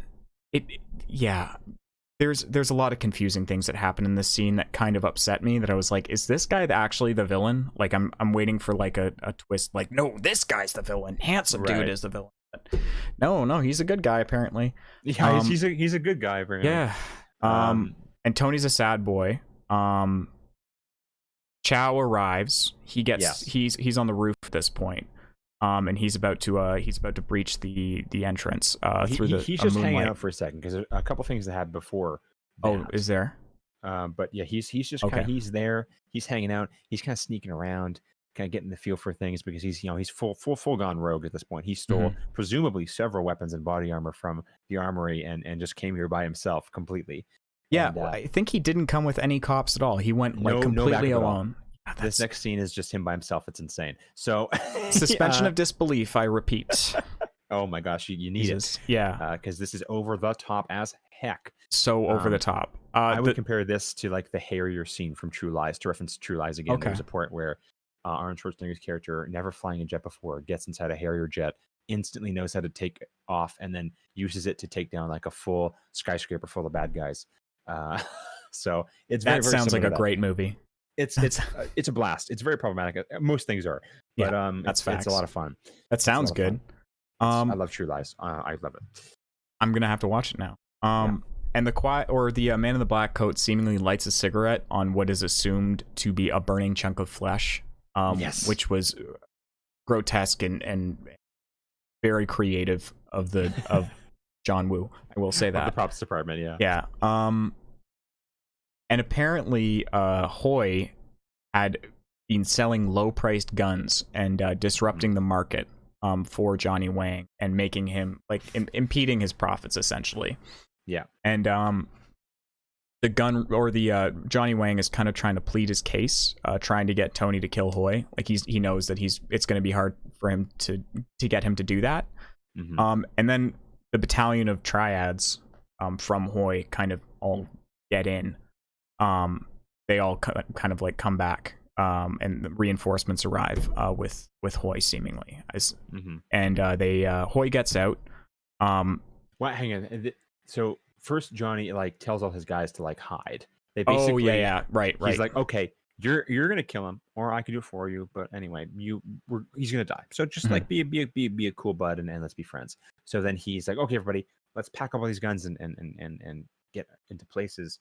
And then you see Tequila is like hiding in the rafters now, and he sees these ambulances come up and they load in some crates and then they drive away in the background. And then he's like, that was weird. And then he's looking around and Johnny, all of his guys, they literally go and they're just hiding and they're just kind of like hiding behind everything and they just disappear. But there's like 100 dudes in this fucking place. So many of them. So many dudes. It goes from zero.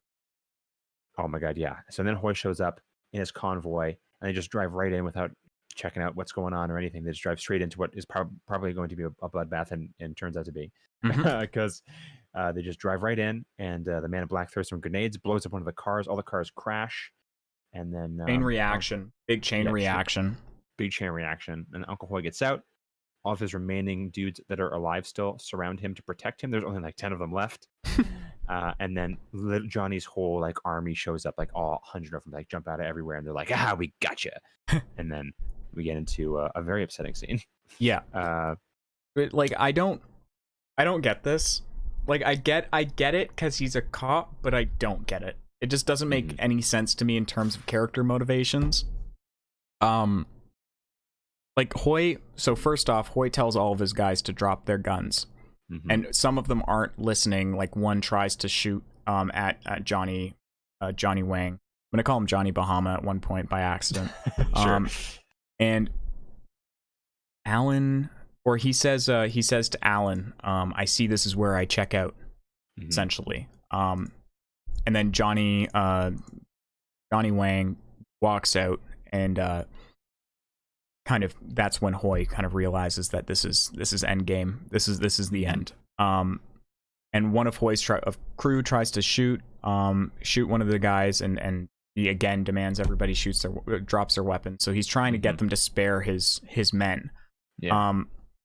And these were men that Tony was just having like a really good time with and acting like he was their brother, like acting like he was really like a part of the family. And I get that that's kind of the position that he's in, but it was so friendly and so genuine that it feels really weird when essentially like Tony agrees to spare the men, And he's like, I'll just kill you, Uncle Hoy. yeah, I'm gonna let the rest of them go, because that's what he says. He's like, listen, I just I know I know I have to die here. I want you to do it because like I respect you and I admire you. You're like a son to me. Like, you kill me and let the rest of my men go. not this slimy piece of goat shit or something Yeah, like that. I don't he want said. this fucking slimy nerf herder to do it. And yeah, Tony agrees. And he says like, either you kill me or I kill you once again. And he actually shoots Hoy. He shoots him right in the chest. Yeah. And I really did not expect that. I thought that he would just turn around and shoot the other guy. And then there would be like a really big badass sequence where he would escape or something. But nope, he just kind of does it and kind of okay with it. No, he's kind of bummed. He like shoots him and he's like, well, that was hard. And he turns around and you see him kind of like do like kind of a fake smile to Johnny, and Johnny's like, yes, excellent. Yes, let the power flow through you, young Padawan. Yes. And Tony kind of like walks away. He's like, okay, that was hard. Sad I had to do that. And then he grabs a submachine gun from one of the henchmen and mows down all of the guys. All his buddies. Everybody that he just promised he would spare. He shoots everybody. And in thinking about it now, I'm like, okay, his main goal and his main objective is to infiltrate Johnny's organization to find his giant weapons cache and to dismantle the organization. I get that. He has to do everything he can to gain his trust and to show that he is 100% a part of it so he can gain on the information. I get that. But also in the moment, I was like, whoa, you're a fuck. Yeah, I was like, this guy's the villain. This guy's the villain. He just murdered his brothers. If this was The Sopranos, I would be like, I want this guy dead. Like, I don't. This doesn't make sense in the rules of gangster like logic, gangster universe etiquette. Gangster etiquette. Yeah, I have. He actually shoots Hoy. Then he kills all of his men too. That was not expected. Jesus fucking Christ. That was not a pro gamer move. No, it was not a pro gamer move at all. That was very not poggers of him. No, really not. The least poggers of him.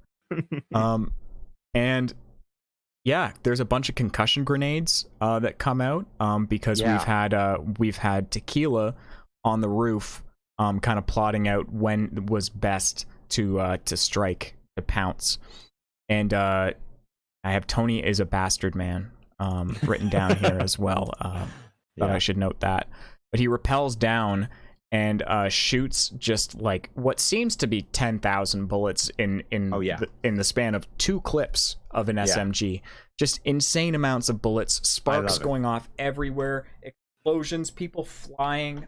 Like, and this again, where like what you're saying, the scale of the actual scene is so huge in this, just because you see literally, like, you can watch different people doing different things, and you could rewind and it'll be like a different person react. It's like a different mini scene within the scene. It's really cool. It's really very cool. Just 100 people have different choreography going about this whole sequence. It's very impressive. It's very really cool. And also he's incredibly nimble for somebody who has a lot of guns on him. Like, he's jumping around like he's got like Call of Duty perks on. It's insane. Yeah. Oh, no worries. Yeah, this sequence is crazy. Yeah, he like throws down all these grenades and he rappels down from the roof and he's just like spraying everybody with this machine gun. And it's great. Everyone's like, "What the fuck's going on?" And they're all trying to react. And then we just get a bunch of sequences of just him just kind of jumping and diving around, just single-handedly taking on what is at this point close to, if not in excess of 100 henchmen. Yep. And he's just they're like stormtroopers. They're like stormtroopers in terms of their aim. Like, they absolutely don't hit him once until like the very end of the movie, where he gets hit once. Yeah. And that's not even a spoiler because it doesn't even fucking matter. It doesn't impede him at all. It doesn't do anything. No. He's got a broken arm. Anyway. Yeah. Anyway, we'll talk about that later. But so he dodges in excess of 10,000 bullets. I have written down here.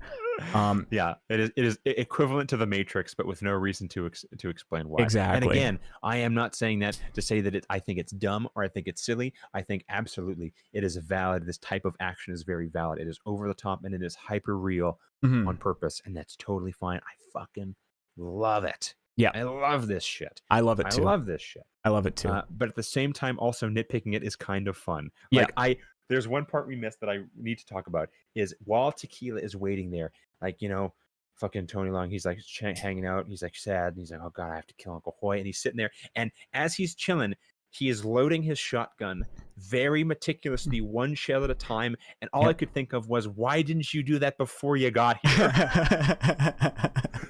Were you running around with an empty shotgun this whole time? Basically, you just have a club on your back. There's nothing in it. He's sitting there, he's watching them, and he's just like, thunk, thunk. And he loads like really 12 loudly shells too. in this shotgun. So loud. I thought, like, okay, they're showing this because someone's going to hear him, right? That's the point of this scene. Nope. But no, nobody does. He's just thunk, and I'm just like, oh my God, man. Like, why wouldn't you come here with empty guns?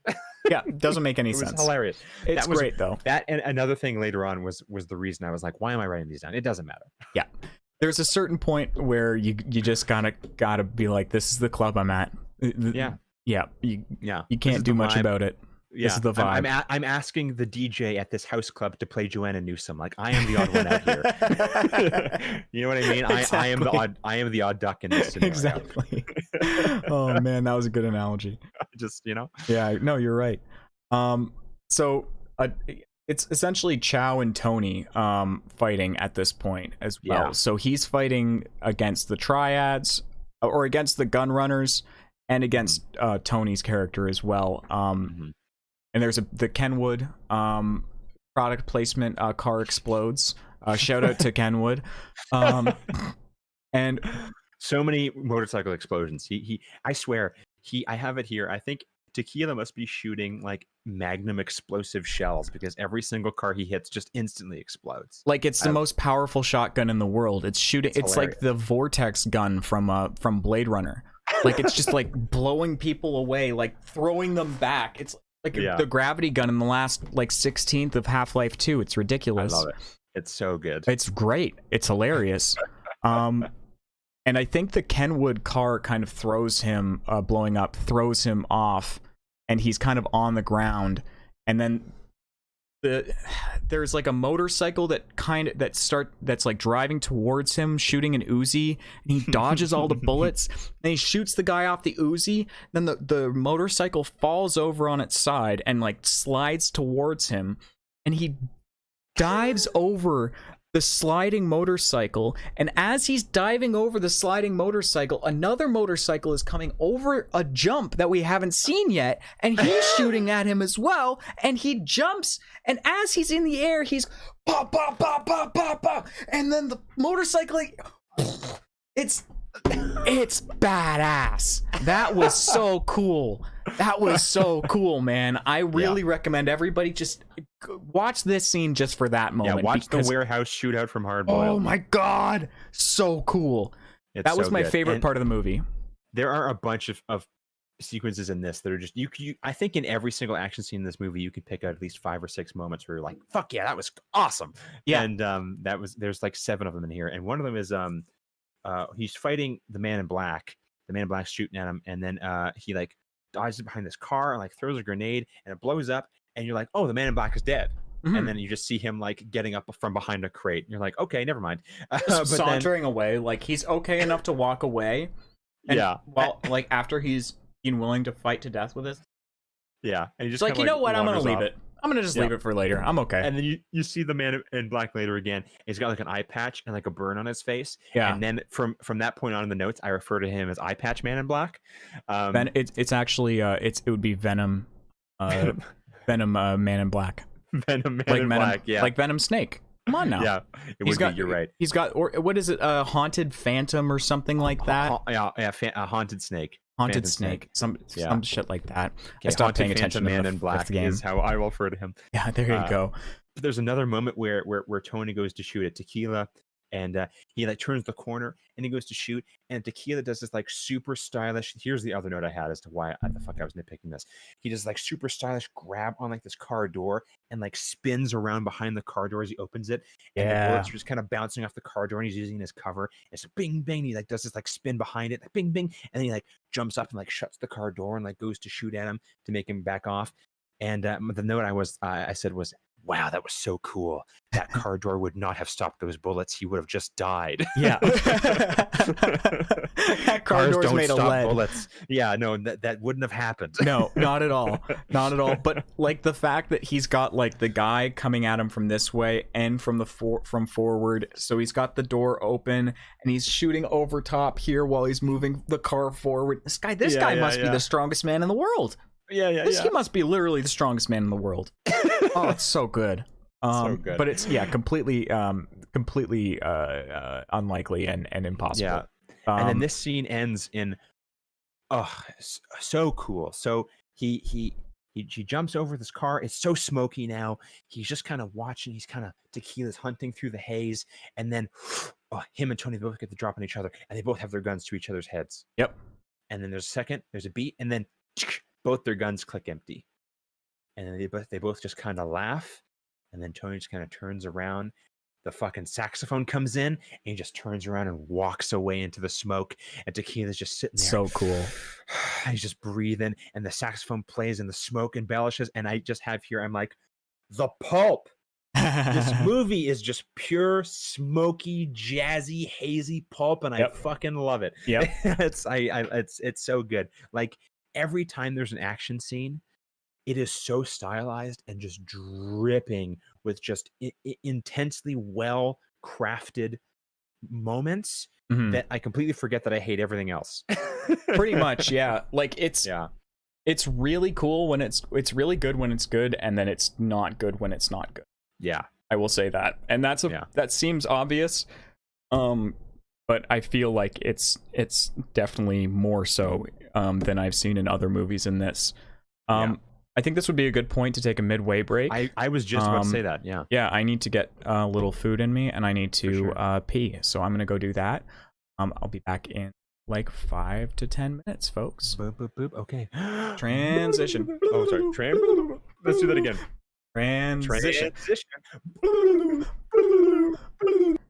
Transition. We're back. Thank you so much to Beretta, our sponsor today. Thank you so much to Benelli.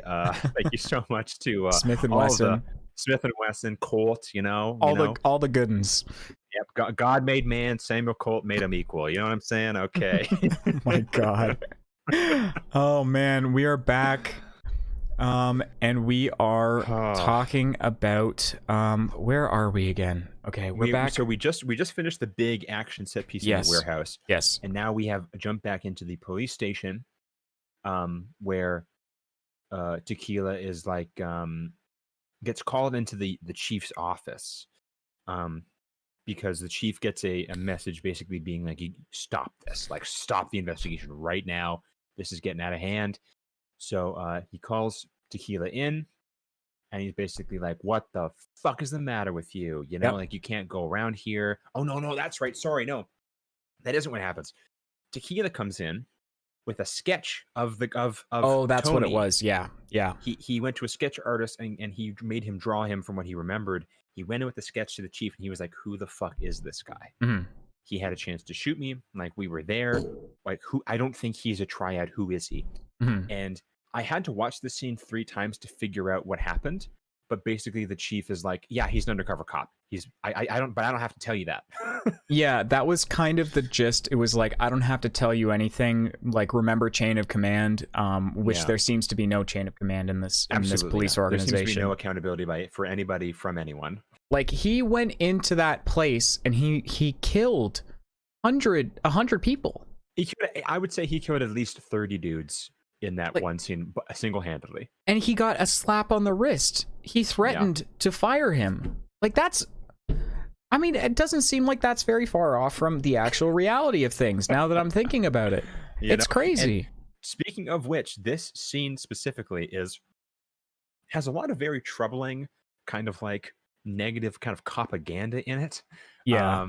Where the police chief is basically like, why do we have to write reports when the criminals don't? Why do we have to fill out a form every time we shoot our gun and the criminals don't? How come we have to prove that they're guilty? What if they have to prove that they are innocent? And specifically that line, I was like, I paused it and I was like, oh, okay.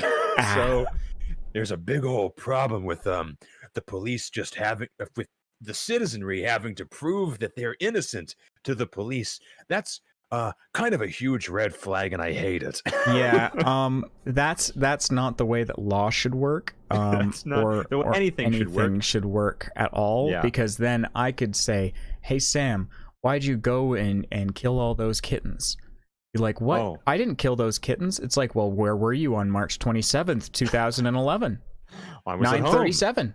So where's your alibi? Who can I get?" I don't have one. Oh, okay. Look at that. Yep, extrajudicial murder. Judge Dredd, Judge Dredd isn't this indiscriminate at killing people. Judge Dredd is more compassionate than the police officers in this movie. Even though Judge Dredd is the exact scenario that the chief describes. Pretty much. Police should have less accountability. And is his argument in this scene. And then it's a lot. Which I wrote down here, oh wow, this whole argument did not age well. But I'm thinking, you know what? No. It wasn't already in a good spot when this came out. It just nobody was talking about it at the time. People were like, I mean? "Oh, it's just a different opinion. It's like it's an opinionated cop guy, but it could you're be watching it and you're like, propaganda." oh yeah, they're fighting all these fucking gun runners. Like, these are bad people. It's fine. And yes, they are bad people. And in the context of this film, the action scenes are justified, and it's a lot of fun, and it's very silly. And but for this specific scene with the chief, where he's just like, man, we shouldn't have to really, why do we have to do all this stuff? I mean, like, blah, blah, blah. I was like, oh boy, I don't like this. It was way too much. And there are a couple like lines there's a line in this. He's like, if I see this guy, he's a dead duck. I like that. That made me giggle a little bit.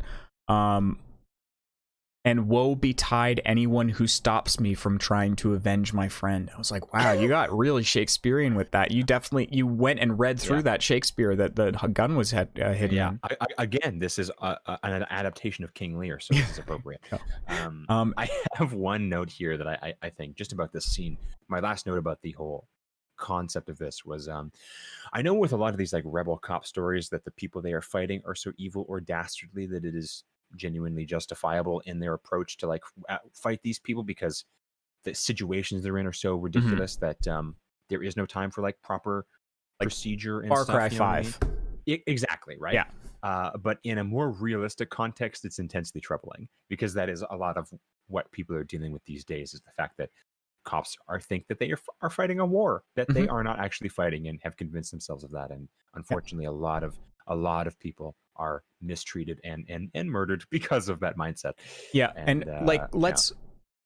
We're viewing this in like a theater of the absurd kind of thing. We're not like laughing at extrajudicial police violence. We don't take joy in watching that sort of thing. I think I could speak for you as well, Sam. Absolutely, you can. It's just like really real. It's like laughing at camp. It's that sort of thing. But it's really theater of the absurd, because you're kind of shown like kind of your worst nightmare in terms of policing and police justice. Like, just roll into a house that you suspect somebody of selling guns out of, and that you murder everybody in that house. Like, everybody in the house. But I mean, in the context of the film, everybody in that house has a gun and is shooting at you. Usually. But it's very strange that, like, he says, if you step out of line again, you'll be fired. It's like, what? Killing that amount of people wasn't enough for you? Like, what are you talking about? So it just doesn't, it doesn't make any sense. And anyway. Hang on, sorry. Oh, what? I just had another thought about how when Chow Yun-fat throws those smoke grenades in and jumps in and starts shooting everybody, he never identifies himself as a police officer. So that's why Tony is shooting at him. There you go. Technically speaking, in that context, none of that was justified, because he didn't actually announce himself. And he doesn't have like a badge or anything like that. He doesn't have a giant badge icon above his head. He's just a cop rolling into a war zone and just shooting everybody else and being like, well, I'm the cop, so I'm the right one. Oh, so another addendum to this, I think, that you need to quickly say is, again, this movie is, pure theater of the absurd. The action scenes are incredible and very classic. And this style of filmmaking, I absolutely adore in the way it's shot. It's just, it's beautiful. The stunt performance, the work put into it, it's meticulous. It's amazing. The politics of this, about how, cops are treated poorly and sometimes they just got to do some gruff stuff to get the job done. Boy, does that absolutely leave a bad taste in your mouth, especially now. Yep. In today's context, oh boy. Like, we went into this movie wanting kind of something that's just going to be fun to watch and something that's pulpy and actiony, but there's so many problematic things baked into it that we would be doing ourselves and our audience a disservice by not addressing it, because it would otherwise it would just be like, Tony Leung is very handsome and the explosions were really cool. And that's all of the substance that this movie has if you're not looking at it critically. And there was nothing else about it that was at all worth mentioning, morally or otherwise. Pretty much. And that's why I'm going to say that we should just skip over. Oh, actually, no, we have this. We have to do this scene. So Tequila is back in the bar now, and the informant has found info on who Tony is, and that he's an undercover, and it's just kind of like information that's thrown out there, just like confirmed again. And Chow or Tequila is gonna like mess up this huge high level operation. And the captain, it like goes to a scene where the captain and Tony are speaking with each other. And the captain gives Tony a lighter for his birthday. And it seems like the captain and Tony are like actually close friends because he remembers his birthday and Tony doesn't even remember his birthday. I thought that was a nice little scene. Yeah, I did too. Yeah, I like that scene. But then Tony goes back to his boat, and I'm just going to skip over everything that they talk about because Tequila is hiding in the boat and he jumps on him. And he has his gun on him. And he figures out he's a cop for sure, and then he lowers his gun, he lowers his guard, and he figures out this guy's not a threat. We're gonna be buddies now because we're headed towards the same end. Like we're headed towards the same goal essentially. Yeah. And then we have like some cuts of shots of like 3 mega armed dudes, kind of all running up to the boat. Yeah. And one guy with a shotgun goes up to the top of the roof while Tony and Tequila are talking. He shoots Tony in the back with the shotgun through the moonroof, which doesn't seem to affect him in the least, really. I think the way he shoots him, it's like all the pellets just kind of graze down his back. He doesn't actually like go into him or anything because of the angle of how he's sitting and how he shoots him. But the way that, like, okay, but I mean, the way that armor. The way that like it's shown, because they take off his shirt at one point and it looks way worse in a couple of shots than it actually is. The continuity of this wound is weird, because really weird. At some point they're like, oh, he's in trouble, we gotta take him to the hospital, and the other points he's just like, fine, whatever. And it's like, and take it off and he's all whipped up. It's like, what is this serious? And he's swimming. He ends up swimming with this giant gaping back wound in this disgusting harbor. Like, you're definitely getting sepsis from that. You're definitely dying from that. 150%. Horrible skin-eating infection now. Yeah. Like, And there's like a middling action scene on this boat. I think there's like a couple moments that are kind of cool. It's like it's a decent scene, very small scale, the small scale action scene in the whole movie. Yeah. I think that it's okay. I don't think that it didn't really leave that much of an impression on me. I can't really remember that much of it. Other than the fact that the shotgun guy was shot like 20 times and he was just like wandering around like no problem. Shot so many times, blood everywhere. Like, dude, you're dead. You're dead for sure. And he's like, no, I'm good to go. No, I'm good to go. So then they finally corner this guy. He's like on the ground. He's like incapacitated. They come up and they're like, "Hey, what the hell?" Mhm. He's like, "Fuck you, man." And then Tony's like, "Okay, you got to get out of here because Johnny's here." And I was like, "Okay, this is weird." So then so then Tequila's just like, "Okay, how do we contact each other again?" He's like, "I'll send you an origami. I'll send you like a paper crane, and that's how we'll know." And he's like, "Okay, makes sense." So he turns around and he jumps into the water and swims away while Johnny and his henchmen show up. What? Like Solid Snake. He just jumps into the fucking, like without hesitation. He just it's like a like character in a video game. Like you're walking too close to, like in Assassin's Creed, you're walking too close to the edge and you accidentally go like a couple inches too far onto the side and you fall. And he just immediately goes into the diving animation. Yeah, it felt like a scene at a Monty Python. Yeah, where, like two people are talking and it's very normal, and the person's like, "Okay, good day," and they turns around and immediately dives into some water. Like it felt very Monty Python. Oh, that made me laugh. That I paused. I had to pause it, and then you see his head pop up like before the shot's done. He's like Apocalypse Now, like it's just his eyes under the water watching them have a meeting. Oh my god, what is this? There's so many weird little editing goofs in this movie. It's endearing at a certain point. Yeah. So yeah, we have Johnny Wong here. Yeah. So this also confused me. He shows up. He's like, "Whoa, what the hell happened?" And then the guy who was incapacitated was like, "You dickhead, you're talking to the cops." And then he shoots him before Johnny and the crew can show up. Mm-hmm. And then Johnny's like, "What happened?" And he's like, they jumped me and I don't know. Oh God, I'm shot. He's like, "Okay, come on, we gotta get you to the hospital." So he takes him to the hospital. But I was like, well, hang on. Who sent these fucking guys after him?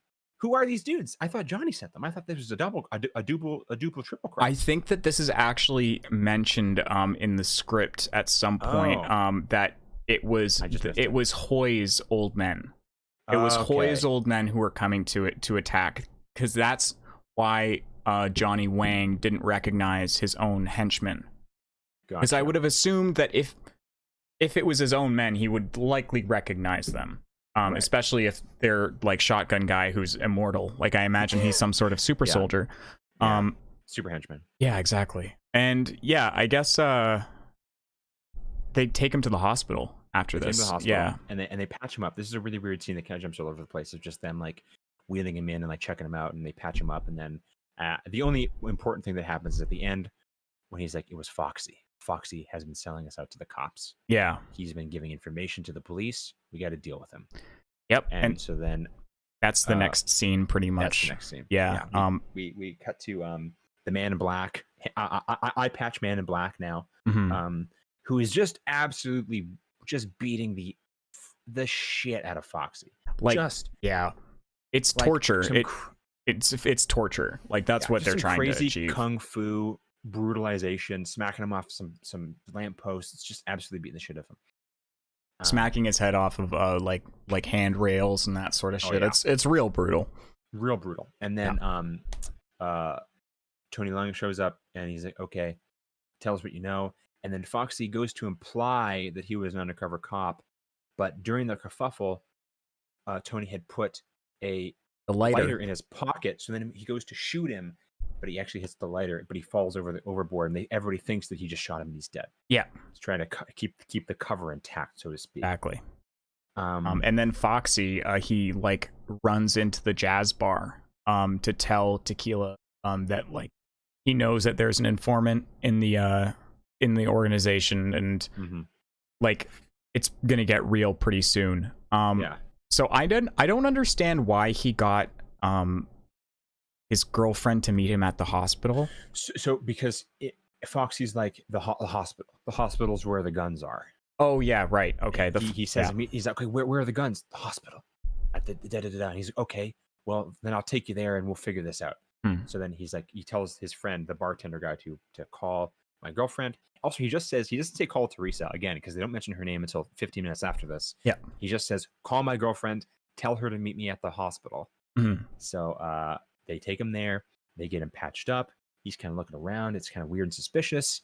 The girlfriend shows up, Teresa shows up. We get a scene of Johnny getting a call from the hospital basically saying, "Hey, the fucking informant showed up. Foxy's here. he's still alive. There's a cop with him, so he sends Tommy to go kill him.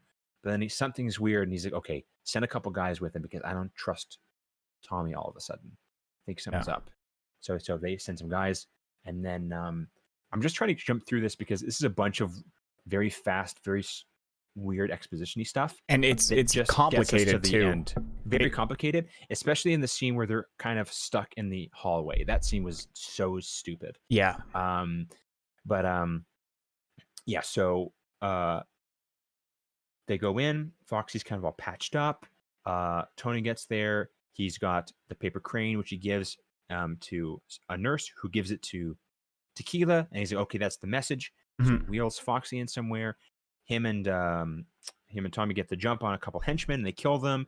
And then, but while that is happening, Eye Patch Man in Black finds Foxy, and he slits his throat, throws him down a garbage chute. Very unceremonious, very horrible. Yeah, not fun. And it is revealed in this moment that this whole hospital basically is in the pocket of Johnny, and he basically is his evil base of operations. Yeah, this is like he is becoming the Hans Gruber in this situation. It's very much a Hans Gruber watching.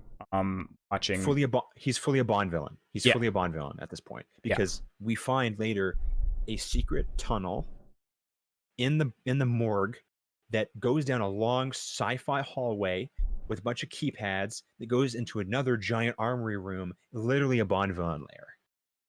It's kind of cool. It's very cool, honestly. I liked this just because it was, again, campy and kind of very fun. Creative. It was very fun. Yeah, like why would this hospital be its HQ?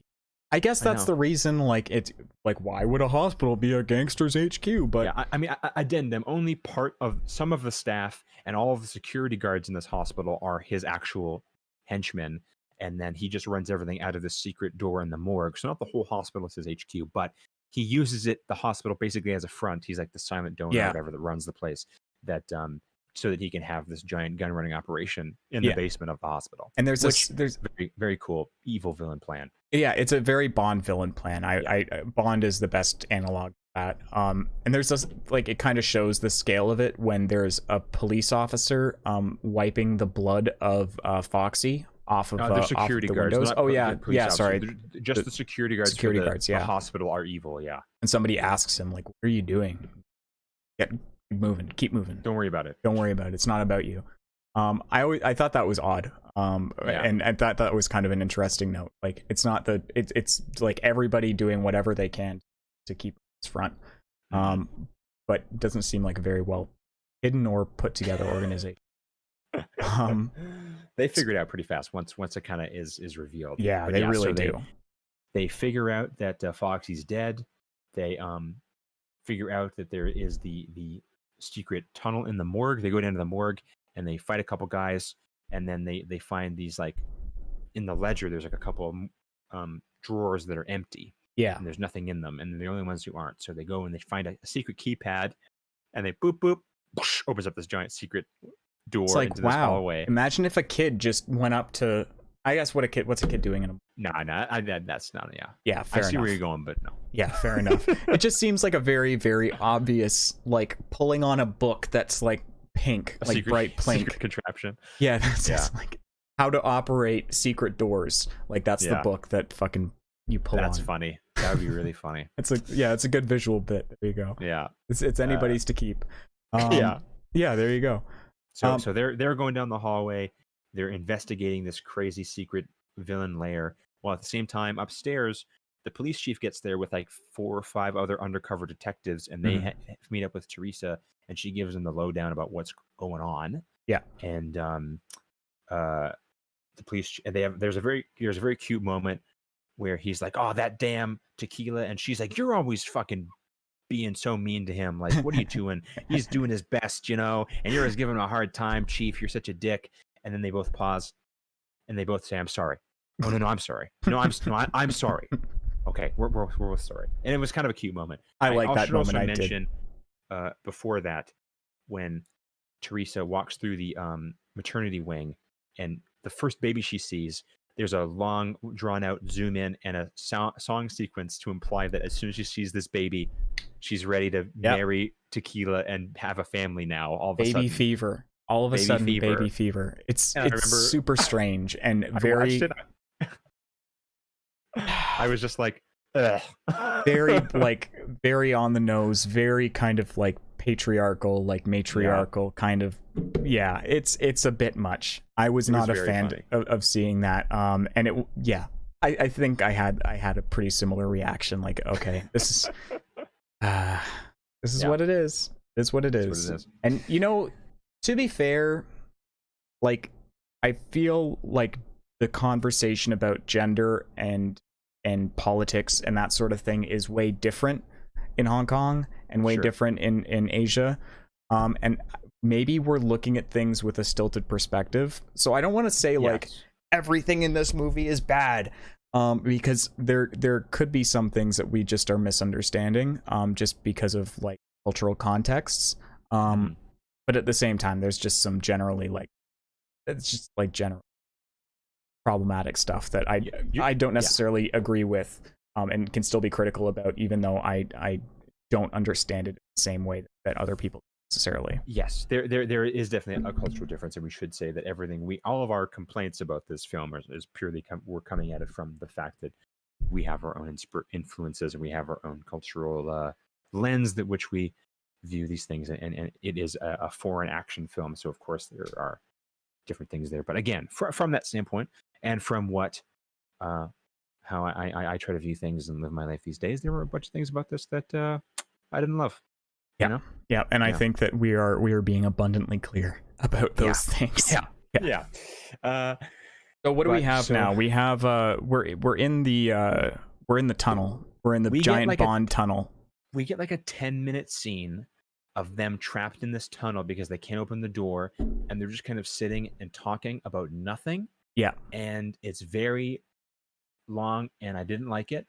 And nothing happens until he almost electrocutes himself to get the door open. And it's so dumb. It's so dumb. Like he like grabs these hooks, right? He zaps himself, and while he zaps himself, we get a split focus of the other partner in the tea house in the beginning. Who gets lit up, and we're just watching the both like, and like as Tequila's like having this like PTSD moment, and I was like, we met that character for a minute. I don't care. I do not care. And can I just say that they were planning out this Phoenix Wright type like detective thing where like he was gonna put like the gunpowder into the pipe, and then he put the bullet into the pipe where the bolt was, and the bullet fit perfectly into where the bolt was, and he shoots it, and he's got like perfect aim, like eagle eye vision, and then it doesn't do anything.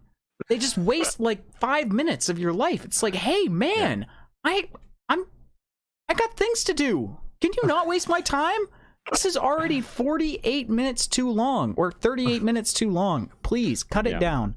They did not need this scene.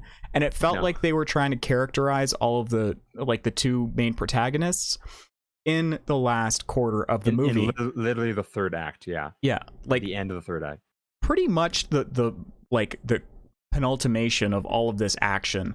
This just it's a pain in the ass, and it's annoying to me. But yeah, anyway, this is the end of this scene is him grabbing the wires, two ends of like really, really sparking live wires and putting really them together. Thick wires. And then he flies back, and he's out for like 2 seconds, and then he thinks that he like loses his partner, and he gets all emotional, and then he comes back to life, and then he's totally fine. He's jumping across tables and shooting people and right away, we get right back to it, doing crazy stuff. And the door opens, thankfully, and the man in black, in the black coat, the Uber henchman, this crazy gun that nobody's seen yet, and it's like this single shot pistol that has like it's what seems to be like a 357 round in it. No, it's like a, I don't know what they're called, but I know them as like a Longhorn. It's in DayZ, but Yeah, something like that. It shoots like a rifle bullet out of a pistol, basically. It's a crazy like, bullet that he puts into it, and he's steadying it with his arm, and he takes a shot, and he misses because Tequila is like blowing his the partner with the shirt.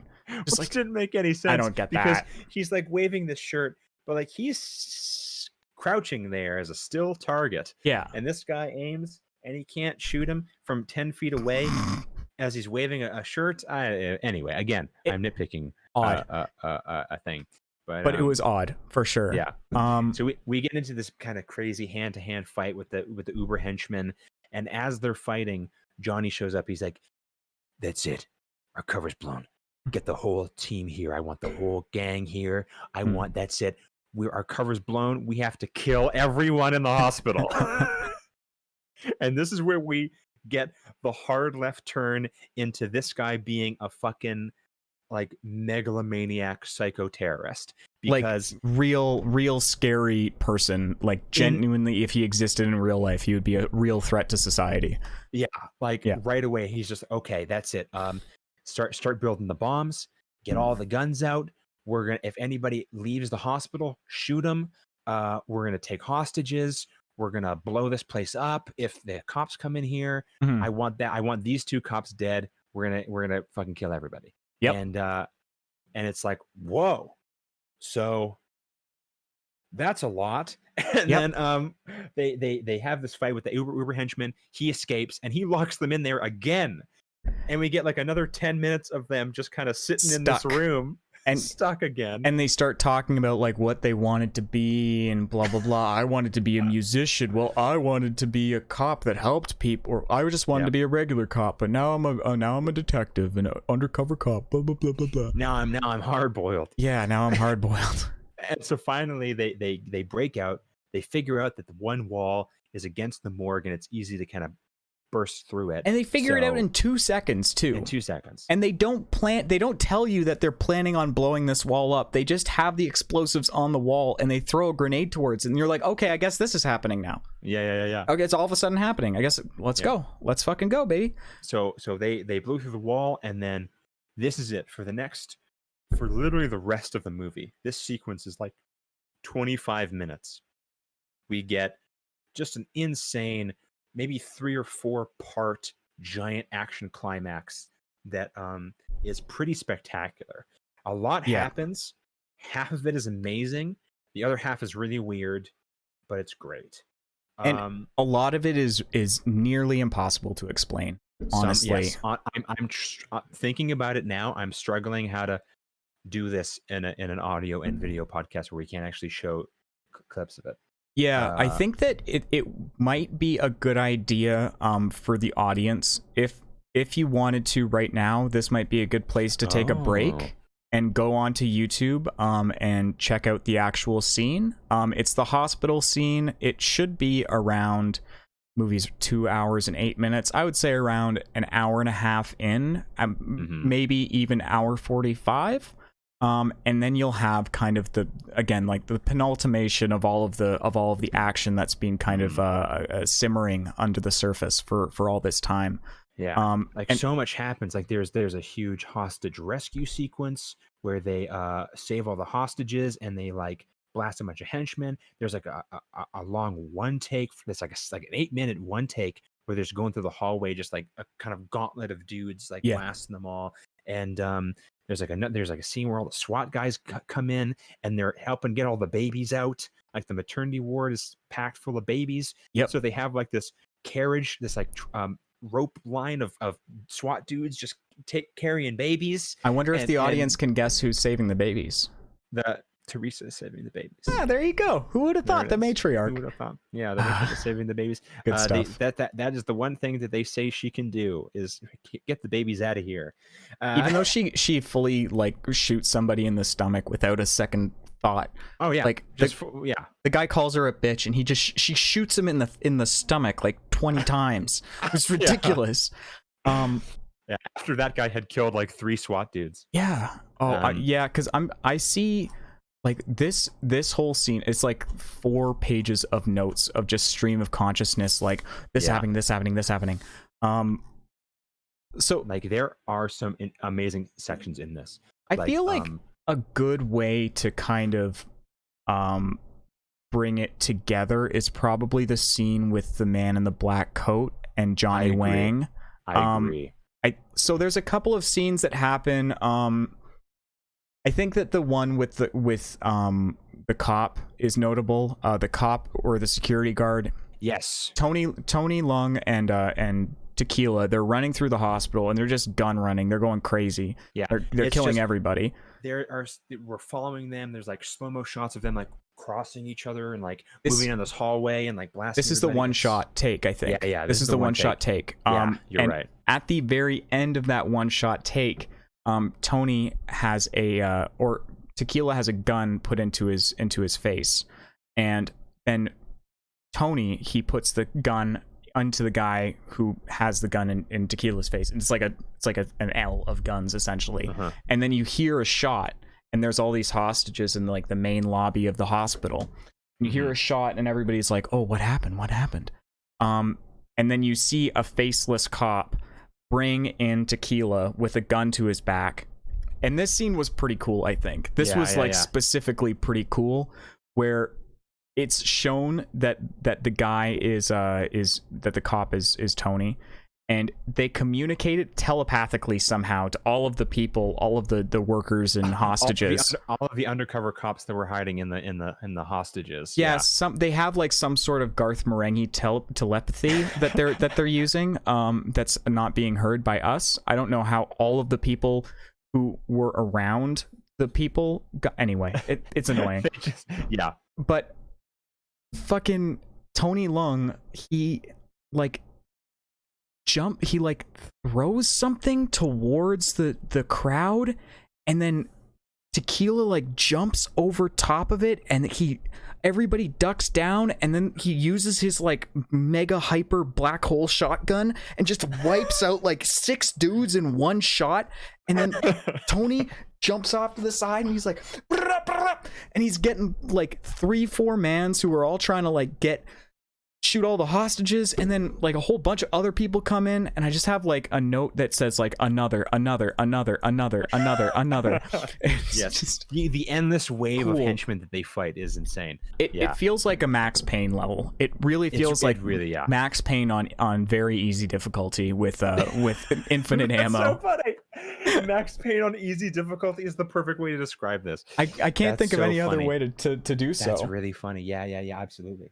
And they also, it should be noted that Johnny Wang has eyes on them. There's cameras all around the hospital as well that they're destroying as they come across.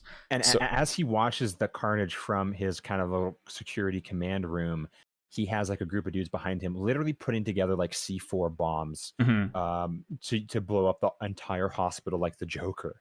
And then the man in black meets up with him because he escapes from their fight before. So he meets up with him, and he's like, the man in black is like, "Hey man, like, I think we're going too far. This is kind of fucked up." The most badass dude. He's like, "This is too much." He's like, I think specifically he says, "I've been around the block. I've got to draw the line somewhere."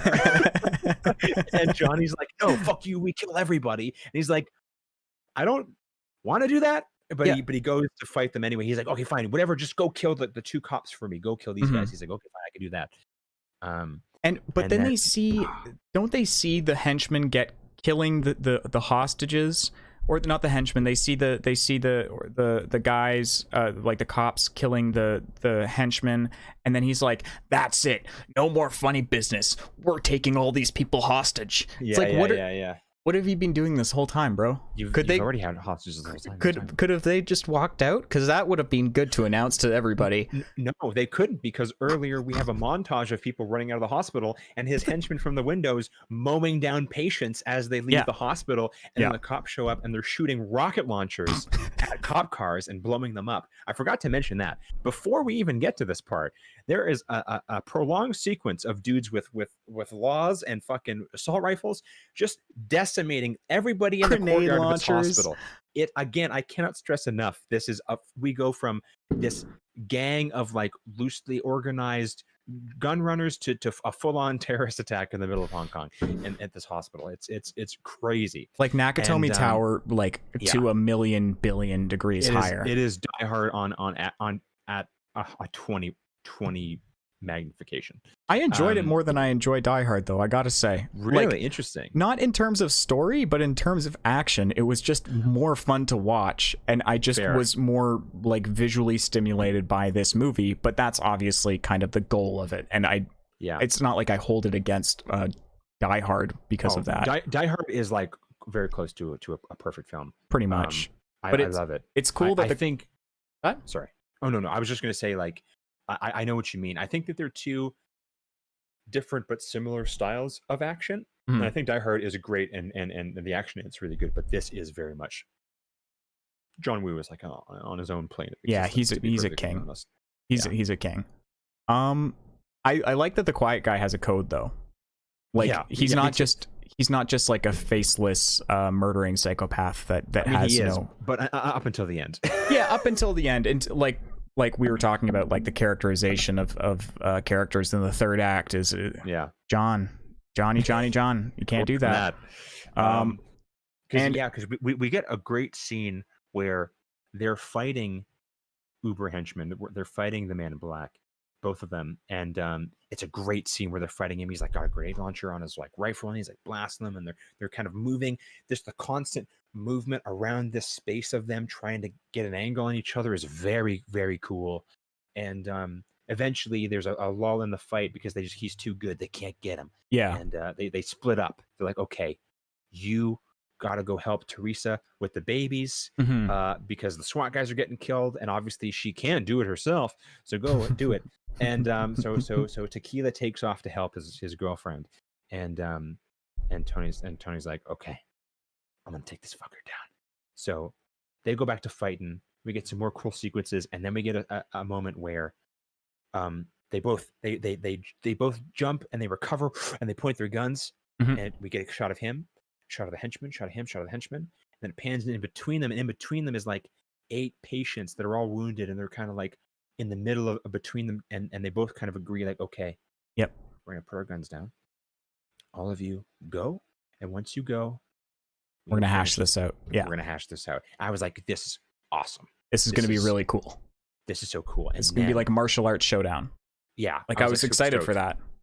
And then fucking Johnny, big evil mastermind, horrible McShitpants shows up, and with a submachine gun mows down the entire group of patients, just kills everybody, and like in such a cold and brutal way. Like a casual way, just takes out the whole group of people. And all these people have like crutches or in wheelchairs. Like it's obviously meant to be like, this guy is the worst piece of garbage that you could ever imagine. Like he's like Nazi tier. Like you just gotta, you can't have him. You just can't do it. He's just like an uber villain at this point. Like we've gone so far deep into it now. It's crazy.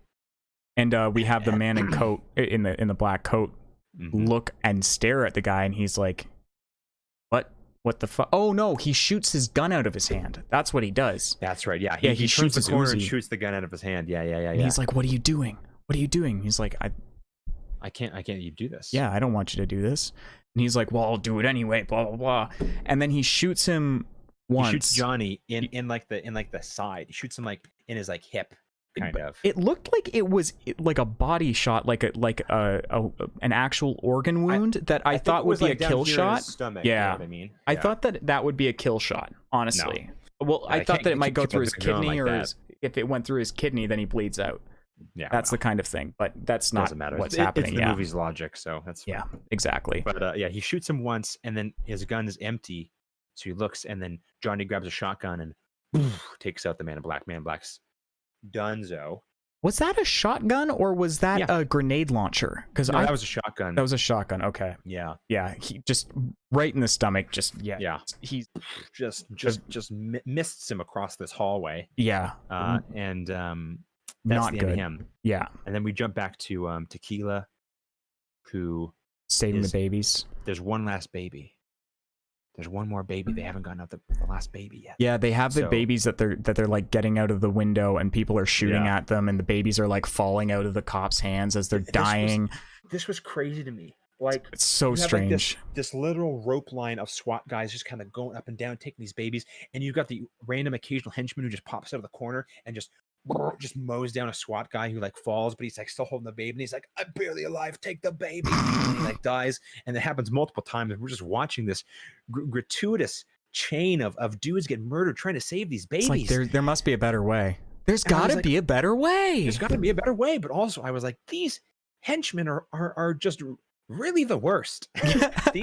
these fucking bad guys are just really the baddest of guys. Yeah, like some triad ISIS kind of dudes. Very upsetting. Yeah. Very upsetting that these guys are like, I am so committed to following the command of of the arms dealer guy who pays me an okay amount of money that I am gonna peek out of this window and possibly shoot a baby. Like, yeah, it's just a cartoonish villain at this point. There's no the logic villains to at this it. point are insane cartoony. It's crazy. Yeah. And at this point, Johnny is just willing to blow up the whole hospital. he is gonna blow up the hospital. He's placed the C4 everywhere essentially, and he Tequila tells what's her name, Teresa, to get out of the building, and he's trying to get his way through the building with the baby in his hand. So there's actually a pretty cool sequence after he puts the cotton in the baby's ears where there's like a lullaby playing.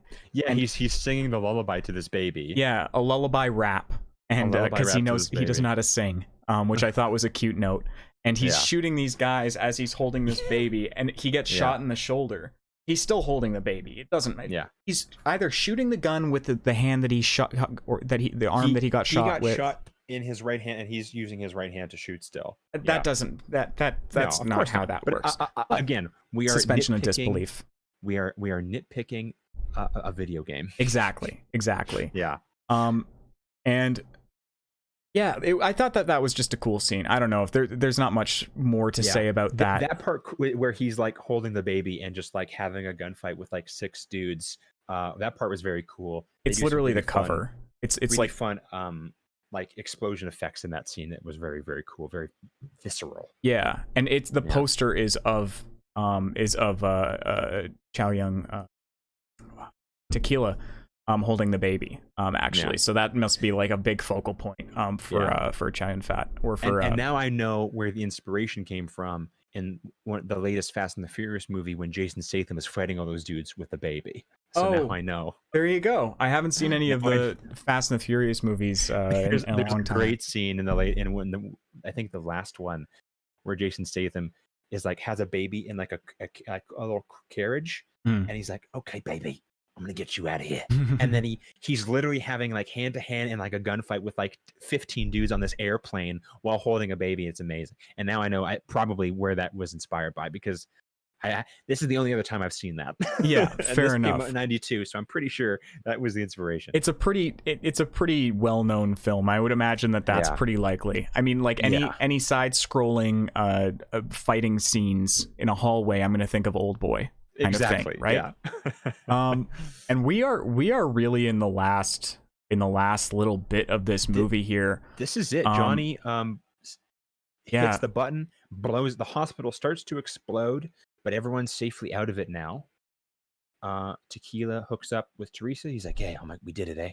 She's like, "Yeah, I love you." And then they're like, "Hang on a second. Where's our boy? Where's Tony? Where's his face?" We are skimming over a very, very, very big thing that happens in this that I need to note because it just made me laugh out loud. It was like Resident Evil when she jumped out of the helicopter and she rolled after she had jumped out of the helicopter and she was okay. It's like, as long as you roll, you're good. He fucking grabs onto a live wire again. These guys impervious to electrocution. Yeah.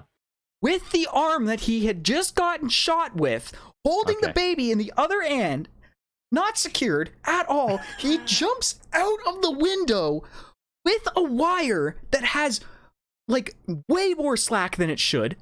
He hits the ground before the wire actually snaps to its slack, and he just lands on his butt and gets up and sprints with the baby. And I'm like, what? This is the most plot armor I've ever seen in a movie in the history of action movies. I was flabbergasted. I was flabbergasted by that moment specifically. And oh yeah, Tony, he decides that he needs to go into the hospital again. I forget why. That's like when they split up. I forgot when that's when they split up. He goes after Johnny because he's like, I have to finish this. I have to let him get away. It's like, let him get away. He's gonna blow up the hospital, so just leave the hospital and let him blow it up while he's still in it. It's just no.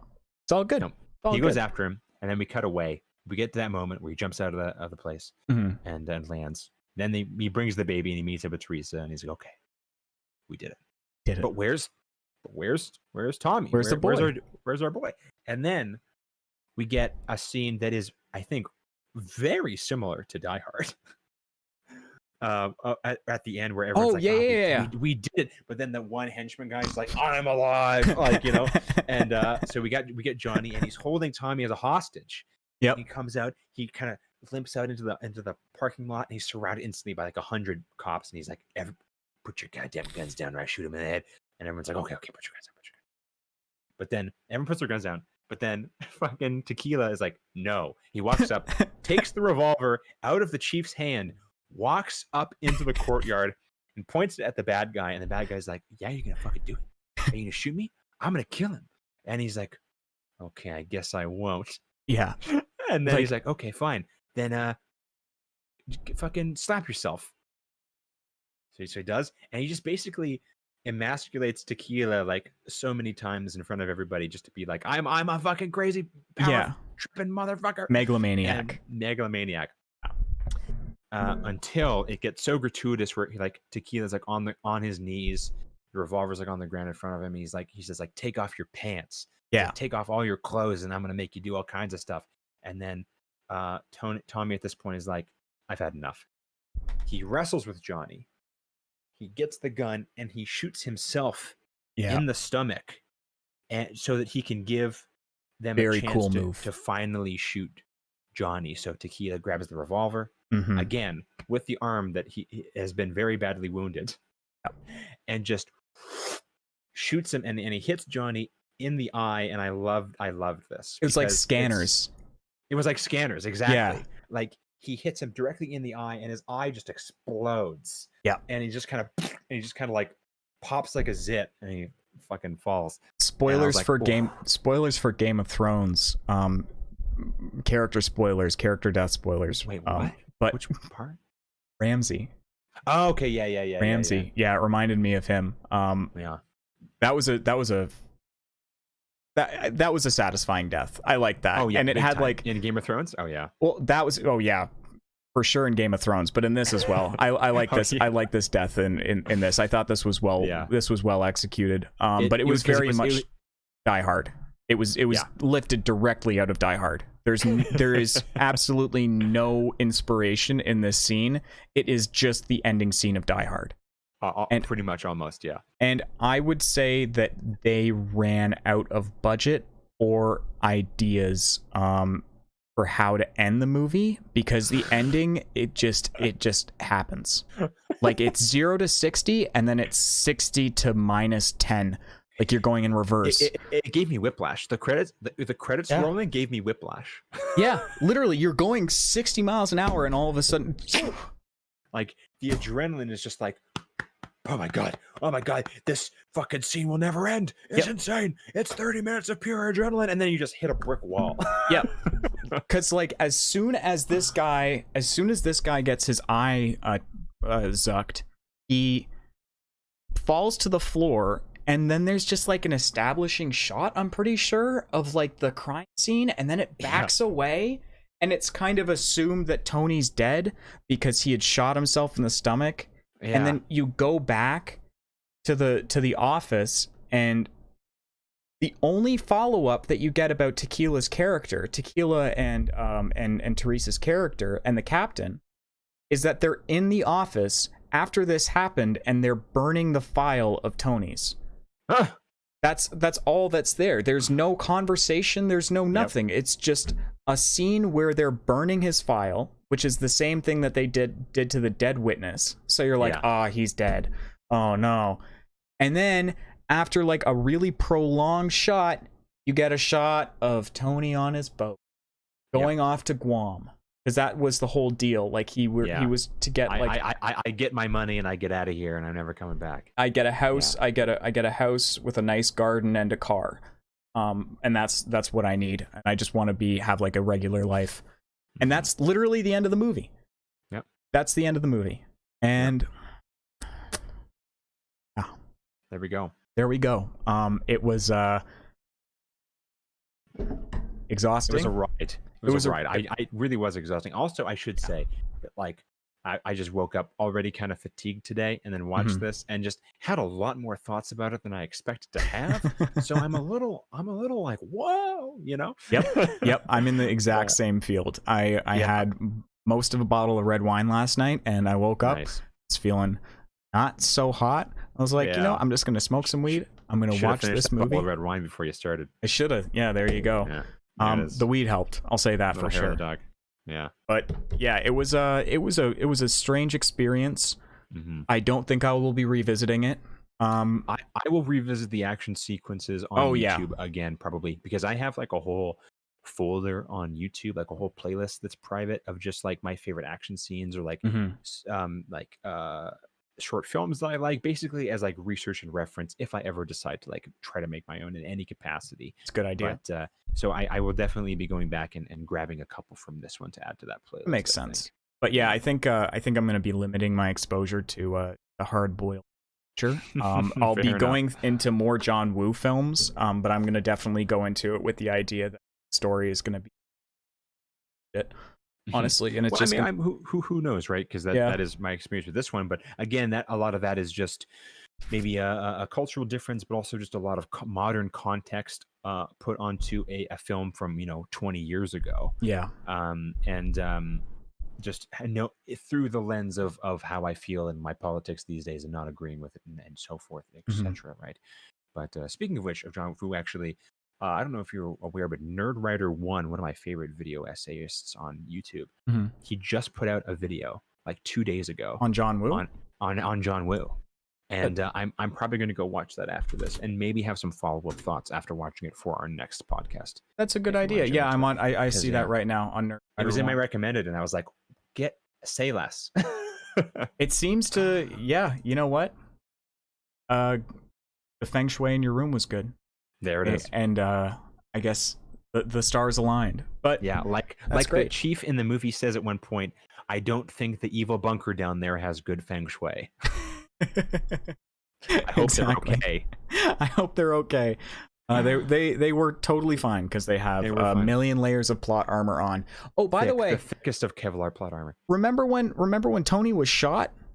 Like in the stomach as well. Like he was shot before, and then they just forgot about that. Like 2 or 3 times in that end sequence. Yeah. Yeah, and they just forget about his gunshots, and also supremely electrocuted. Like that dude's heart is garbage now. That guy's heart. He can't fucking be on a treadmill. Never mind in a hospital that's it was an electrocution akin to that of like the Cable Guy with Jim Carrey. It was rough. It was really it was definitely not a good electrocution. It wasn't a low key one. But do you have any concluding thoughts on this now? I think that we've covered it pretty extensively. I mean, I think my takeaway from this is, I'm not going to watch it again for any reason other than the action sequences, but there is a lot of style. There's a lot of very specific moments in this where the style is just dripping off the screen. Yeah. And for that reason, I really enjoy it. That's sort of like, it feels very much like Blade Runner, the misty, moody, neon lit atmosphere of it. It's that aspect, really enjoyed it. But as for everything else, meh. Yeah, I agree. I think it's to the same kind of like The Naked City. If we're gonna look at like a film noir kind of example, like I compared it to in the beginning, that movie isn't great, but the vibe around it is good. And I think that when you're looking at films like this that are so revered and like bathed in like a glory of like a yesteryear kind of that kind of nostalgic sort of cult following kind of feel. Yeah, you just have to be you have to be critical. Like just I'm not gonna say don't watch this movie because it's fun. It's exhausting. The story is not great, and a lot of it was lost on me. You might love it, you might hate it. But I feel like we've given you a pretty damn good primer as to whether or not you actually want to broach the subject. If you watch this show and you think we're okay and you happen to agree in any way with our politics, I think you'll have a similar opinion coming away from this. Yeah, and I think it's just it's a good general reminder. Just stay critical always, even with stuff that you love. Like if you had loved Hard Boiled before we had watched it, you might have different opinions. I imagine that you would have the same opinions, though. I would imagine that you would have like similar critical opinions. Like I'll always say this, right? Like I didn't love a lot of aspects of this, but at the same time, like, you know, there are tons of parts of this that I really did love and I really did enjoy, and those two things aren't mutually exclusive. I'm not going to hate this film because of the things that I didn't like, and I'm not going to discount the things that I like because of the things that I hated. It's, you know, it's okay to go back in time and watch something that you really enjoyed, that nostalgically is very important to you. And if that thing happens to you go back now and you're like, you know, it's been 20 years and you watch it now and you're like, wow, this is really sexist. I didn't remember it being so sexist. Well, okay, good. Acknowledge that and be like, hey, I'm going to recommend this movie to you. Fair warning, it is in this way bad. Yeah. You can still enjoy a film and you can still do that, but at the very least, just pay attention to the fact that there are parts about it that don't age well. Absolutely. You know what I mean? Yeah, I think that's we can do. That's a really eloquent way. That's a really eloquent way to say that, and I think that that's a perfect place to end. Cool, man. I think that you're absolutely right with that, and I enjoyed sharing our suffrage. I enjoyed the speaking about this, and I'm glad that we came out of this with similar opinions. If anything is gonna put the compatibility of our tastes and opinions to the test, it's going to be a really badass action movie that has a lot of really cool things, but is also deeply problematic in a lot of other ways. So thank you all for watching and listening. I appreciate it. Sam appreciates it. Love you. And if you have any suggestions for films, just based on like what we've put out already, please just let us know. Shoot us a line. Both very accessible on social media. Drop in the comments or on our social media. Yeah, absolutely. Please, we want to make sure that everybody watches this. Feels like part of the community. We eventually want to have lots of cool stuff coming down the pipe. So absolutely, stay tuned. Exactly. Yeah, man. And Sam Hero or Atlas Hugs on Twitch is changing up his schedule a little bit currently.